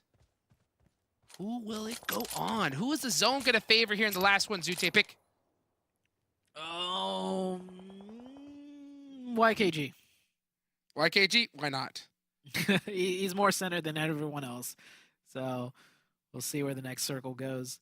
And we just put in our predictions for most eliminations. And I see you and I both went with Nova. They're currently getting into fight with Golden Eagles. GK First is down. And Hyper actually down to just 1. Can they hold the most eliminations with just 8? Potentially. Golden Eagles, however, have 4 alive with 5 elimination points already. And the circle does go up to the northern side. Yes, it sure does. Can those 8 eliminations hold on? I don't think so, man. Golden Eagles are in a they're outside of the zone, but they do have the numbers. I think it's really them going up against Dope here that's going to really have the tail of the take. Here goes Beowulf. Pushing. 5 elims. Oh, yeah. And First Frost is in big trouble here. Yeah. First Frost, super lazy reflex. Oh, man, this team just can't get anything going for them. I mean, they made it into the late game, but once again, right, placement points, a 7th place finish, that's not many points at all. They needed way more than just that. 24K, can he pull off some magic, some 24K magic, fending off Wall Street Bets? Another team pushing on close by might give him the pressure to give him a little bit of a relief as Exotic on the low ground, deciding to deal with those 2 players by himself. Let's see what Exotic can then do to finish this game strong. Here comes a big nade. Yeah, it's going onto that tree, but that is not where they are at. Oh, he got pieced up real big. As Phoenix is just holding themselves wide out in the open, but they got their guns on their back and they got those smokes. Those are paying off big time. Definitely. The smoke's so crucial right now. They don't have much cover besides that soft cover of smokes, and they realize it. They're trying to make a push into the hard cover up top, using the smokes for now. I don't know if they're going to actually commit to it, though. Golden Eagles, the team that had 4, 1 knocked, Rise should be able to get revived. And there's these dips, these defilades which you so aptly named. So much cover to be had. Also, the trees provide a lot of cover too, in the form of the leaves, right? It blocks a lot of sight lines from the higher angles looking downwards. Golden Eagles are in a great spot here at the edge of the zone. If they could just take out Dope, this could be their game very easily. But hey, you know what? Wall Street Bets is still alive too. And they have had a heck of a tournament. Even though they got 3 players, you don't want to count them out just yet. Baby Tang throwing some smokes down in the forward position. Oh, that's a push. That's a good aggressive smoke for the cars to push on in. And yeah, Golden Eagles, I love the way they're playing. I feel like they just understand the game at a fundamental level. They didn't need to make this push, but they know if the circle shifts off them, this is a team they have to push regardless to get anywhere further into the zone. So they're going to take their chances now and work with what they got. Give them some extra time before the zone starts closing, and they find the first knock. The gun skills are good also. Beautifully done. Here comes Hayuya on the rise, catching him slipping. And Hayuya gets up on top but gets shut down. Now Baby Tang gonna have to make a play here in the 1v1, and he does. All right, Golden Eagles eliminate Dope Slayers. And now all they gotta do is get these reses, and this should have this game in the bag. I believe it was 7 that predicted Golden Eagles to win this one. Could 7 put another point on the board? For him, that's 2, and that is 2 more than he usually gets. We'll see, though. As WALLSTREETBETS, they're a formidable team. They're outside of the zone, however, and Golden Eagles, they have full zone control. They almost got the reset up to 4, but hold that thought. WALLSTREETBETS, one of them getting knocked down from the high ground position, and just like that, it's being turned on top of them. Phoenix Esports putting up a huge fight. Alf doing so good. I mean, they have been holding that wide open spot for so long, just using those smokes, and have been putting in so much work. Only a couple players left from WALLSTREETBETS. Oh no, Kubi goes down to the blue zone. It's all up to Exotic. Does have the high ground. Can he get Alf? He sees him. 1v2. Unlikely. Oh, he's got the nade though. Could change. Uh-oh. Oh, now he's getting shot. All the way from across the field. It's Golden Eagles. Yeah, he has to run the other way. No choice. Oh, that was so tough. But if he runs the other way, he's just running into blue. He's got to keep running up. And up he goes. Does find another way in. Can he sneak in? It's in the face of team mobility. He's going to just completely stay quiet. Yeah, I can't blame him. Oh, that is a beautiful hot drop. If he can hit these jukes. Are they hot enough? Not hot enough. Top 3 for WALLSTREETBETS. Now it comes down to the 4v3. Team mobility. The team that's been very quiet so far. I mean, they got on top of Mansion. They took out YKG. But now they're backed up all 4 into a corner. This pretty much takes their man advantage away. This is their chance. This is their chance to finally put in a chicken dinner and really get them going for the last game of the day here, and to really kind of get that momentum, at least for tomorrow or the day after. Can Team Mobility finish off? They are in a very weak spot. They're playing this hyper defensive, and they're letting Golden Eagles. That is a very bad smoke, by the way. That smoke completely eliminates all of their sight lines and allows Golden Eagles to push up for free. Yeah, they could throw anything they want at them. I think a pan being thrown over their way now. Oh no. They're turtling up, and their shell's about to be cracked. And they have the man advantage! Yeah, the man advantage no longer coming into effect here. When you put all 4 eggs in a basket and the side of Golden Eagles, I mean, they are spread out like hawks right now. Pinning them in. Wow, and it just evened up just like that. You can't put all those knees to the ground. Not when you got 4 up. You got to apply that pressure. I understand you don't have a lot of cover, but you just allow this team to push up on you for free. And look, I mean, it's just a shooting range here. Golden Eagles poised to win this one and steal it away from Team Mobility as they just don't have it in them. Oh, maybe those shots from Blinky could be a sign for them to start heating things up here. Coming in, does a lot of damage. Baby Tang is, I just feel like Baby Tang's got infinite ammo. He's been raining so much shots down. Now the duo of Golden Eagles, they can peek up and down constantly. Even if one gets knocked, the revive comes in and Baby Tang's got the support to cut off the push. And here we go. Blue zone also crunching in, and there's another knock. Beowulf gets one. This should be it.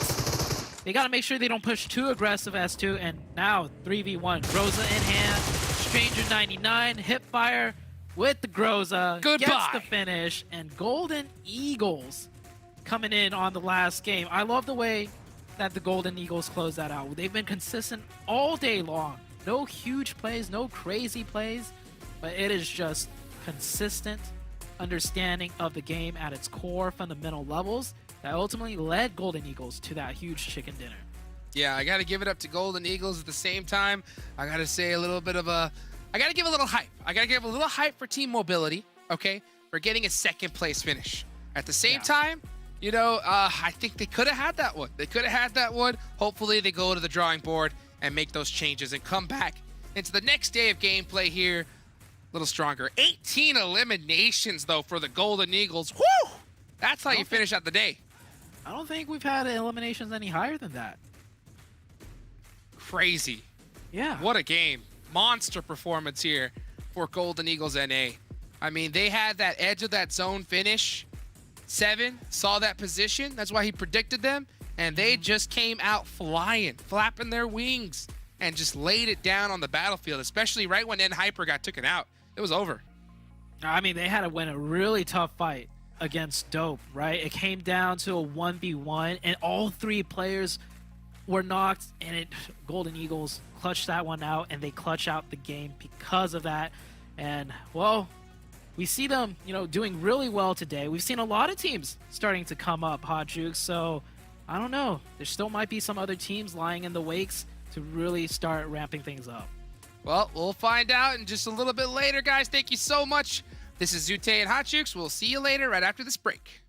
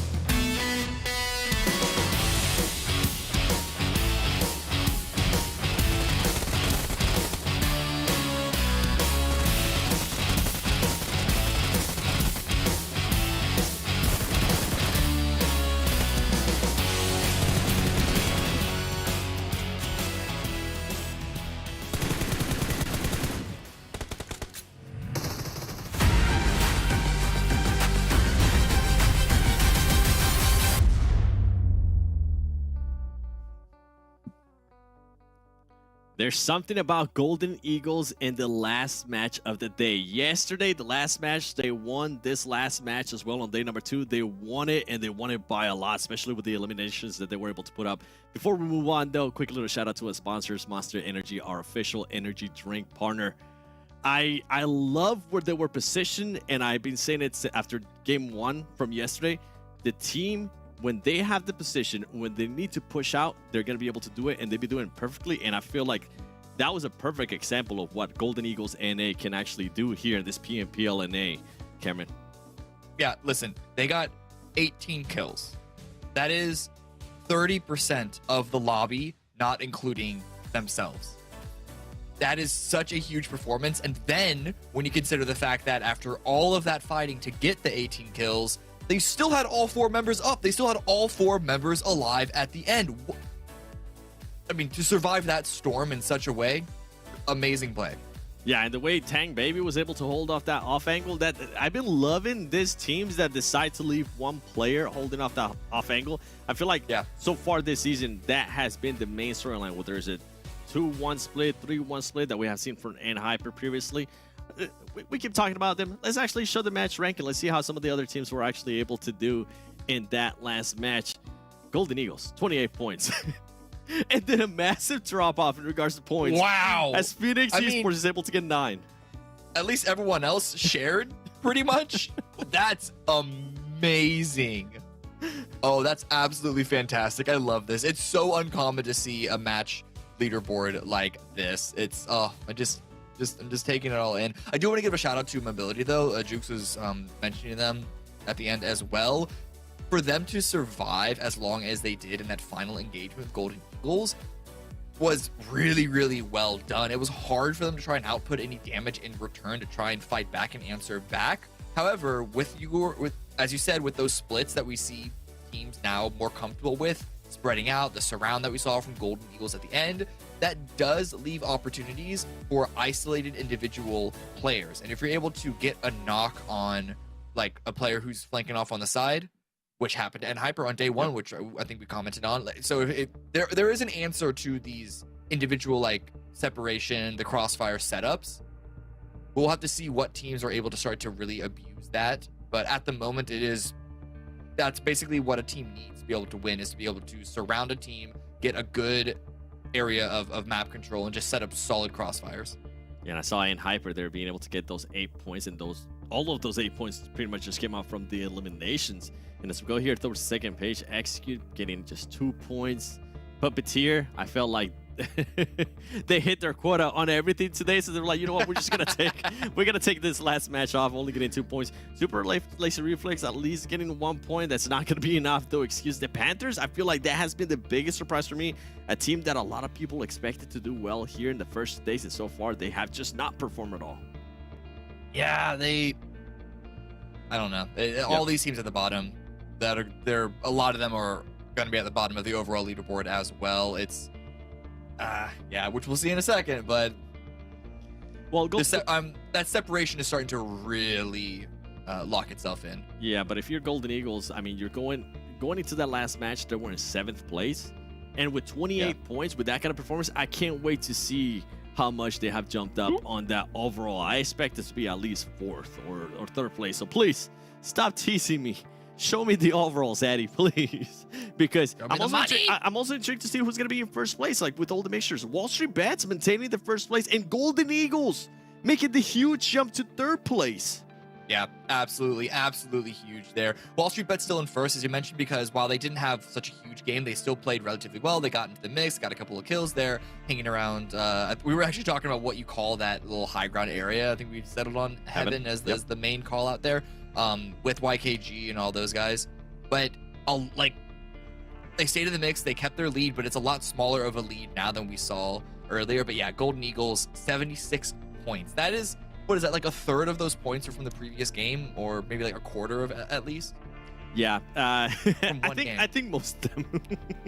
I'm not about to do the math, okay? I tried to earlier and it just didn't end up working out. We're gonna keep going down to the Chosen. 62 points for them. MEZEXIS Esports, I feel like they have been consistent. They kind of slowed down a little bit in regards to that consistency that we go for eliminations. For them to be in the 7th place is currently not bad. And for Execute, that's actually a big surprise for me to see them in the 8th place, because I feel like that's another team that just hasn't been performing like we expect them to. Because if I'm not mistaken, I think you have them winning the whole thing. So maybe there's just a low starter. No, I don't know what you're talking about. Never said that. But their 8th place looks less impressive when you consider that they are just over half the points that WALLSTREETBETS have. Yeah, I can't wait to see the second page and seeing how that's gonna. It's gonna be a lot stacked on the second page here, a lot closer, not as much separating points, a separation of points here. I know a lot of these teams, especially the Panthers at the bottom. By the way, Puppeteer, good job, 6 placement points. Look at you guys. You guys are not allergic to those placement points after all. After only getting 1 placement point yesterday, 43 eliminations. By the way, 43 eliminations is still ridiculous, and I do hope that they end up finding a middle ground here, because if they can find those placement points, if they can just become a little bit more consistent and continue winning those gunfights like they have showcased over and over again, I can see this being a top 5 team. Now I want to go down a little bit more. Team Mobility making that jump up to those 34 points. That I feel like that last match was the veteran team finally starting to showcase themselves and showing what they can do. Yeah, hopefully that'll allow them to really knock off that rust even further and show us better gameplay come Friday. We do have a day off in the schedule. Yep. So maybe, like, you know, shake off the jitters. It's only been 2 days. We still have 13 more ahead of us. But, like, I mean, focusing on the bottom here, Metaphor, Super Lazy, Reflex, they, like, neither of those teams, and even really Skills of Mine, not so much, have no one to really lock in anything at all. So they are, those 2 teams especially, going to want to use that day off to just try and recover and figure out what went wrong. Yeah, please do lots of bot review, do lots of everything, because for them, they're barely averaging a 1 point per game. I mean, actually, one of them is not even averaging 1 point per game, so you definitely need to improve a lot. Any guesses on who the MVP is going to be for today? I kind of have some ideas. I don't want to tell you just yet, Cam. Oh, man. I know Joey did a lot. It doesn't have to be spot on. A point is not on the line for this one, okay? So yeah. No, I'm trying to think of, like, who really impressed me today overall. Joey did perform really well. Joey definitely was up there, even though I think I kind of want to give, if I had the power, I would give 24K the style points of that solo victory. But yeah, I guess I'll lock in Joey. Why not? Joey? All right. I'm actually gonna go with Fierce. I feel like he has been quite up there too. We'll see who's gonna be the MVP. Please show it to us. Cool. Oh, okay. I'm actually not surprised at that, because he did pop off at times. And for him to be able to put up 11 eliminations with that average survival time, that's great too. Yeah. I mean, WALLSTREETBETS were playing absolutely amazing today overall. So, I mean, we honestly shouldn't be surprised that it was a WSB player in the MVP. I thought that, I don't know. I have no excuse. You know what I have an excuse. You know what the excuse is? We decided to jump on that train. We decided to jump on the Joey train. And I'm like, all right, Joey's good, but I also kind of want Fierce to get a little bit of screen time, because he's been actually performing quite well. Now, we have been doing predictions throughout this whole day. I feel like finally, I'm not going to be having a 0 next to my name. So I can't wait to see what these predictions are going to be looking like. And look at that, 2 points. Oh, okay. Hey. Looking pretty good. That's correct. Oh, nice. All right. Yeah, it's looking pretty good. I feel like I should be at 3. Good start. Yeah? Why? I don't know. Just because. Just because you feel like you've earned it? All right. I felt like I was at 3. I'm telling you, I was doing the math wrong. For everybody currently watching at home, though, don't forget, you can let us know how you're doing in the prediction game as well. Make sure you guys use hashtag PMPL NA, whether it is on Instagram, whether it is on Twitter. Make sure you guys are following us, and make sure you are subscribing to the YouTube channel. We did give a shout out earlier to somebody watching on YouTube. They got one of the questions right on who was going to win the match. Keep an eye out for that. I'm going to continue to do that again Friday. Before we end the day, Cam, anything that just surprised you today? WALLSTREETBETS? Definitely surprised. I mean, a lot of teams surprised me. It wasn't the 3 usual suspects that we saw winning almost all the games yesterday winning today. It's still very much a mixed bag of who's really going to come out on top. Yeah, for me, things that surprised me, Golden Eagles being able to pretty much dominate this last match. And then for another one, it's going to be PUPPETEER. I feel like these 2 teams, they can definitely get up there. I feel like they can definitely end up being the top 5 teams, and I can't wait to see what they're going to be able to do. You mentioned it. We do have a day off. We are going to be off tomorrow. We are going to be back Friday for day 3 of week 1, ladies and gentlemen, for this PMPL North America Spring Split 2023. Shout out to Hot Jukes and Sute. Shout out to my man Cameron Davis. My name is Worlds Gaming, and I can't wait to see you guys in the next one. See you Friday.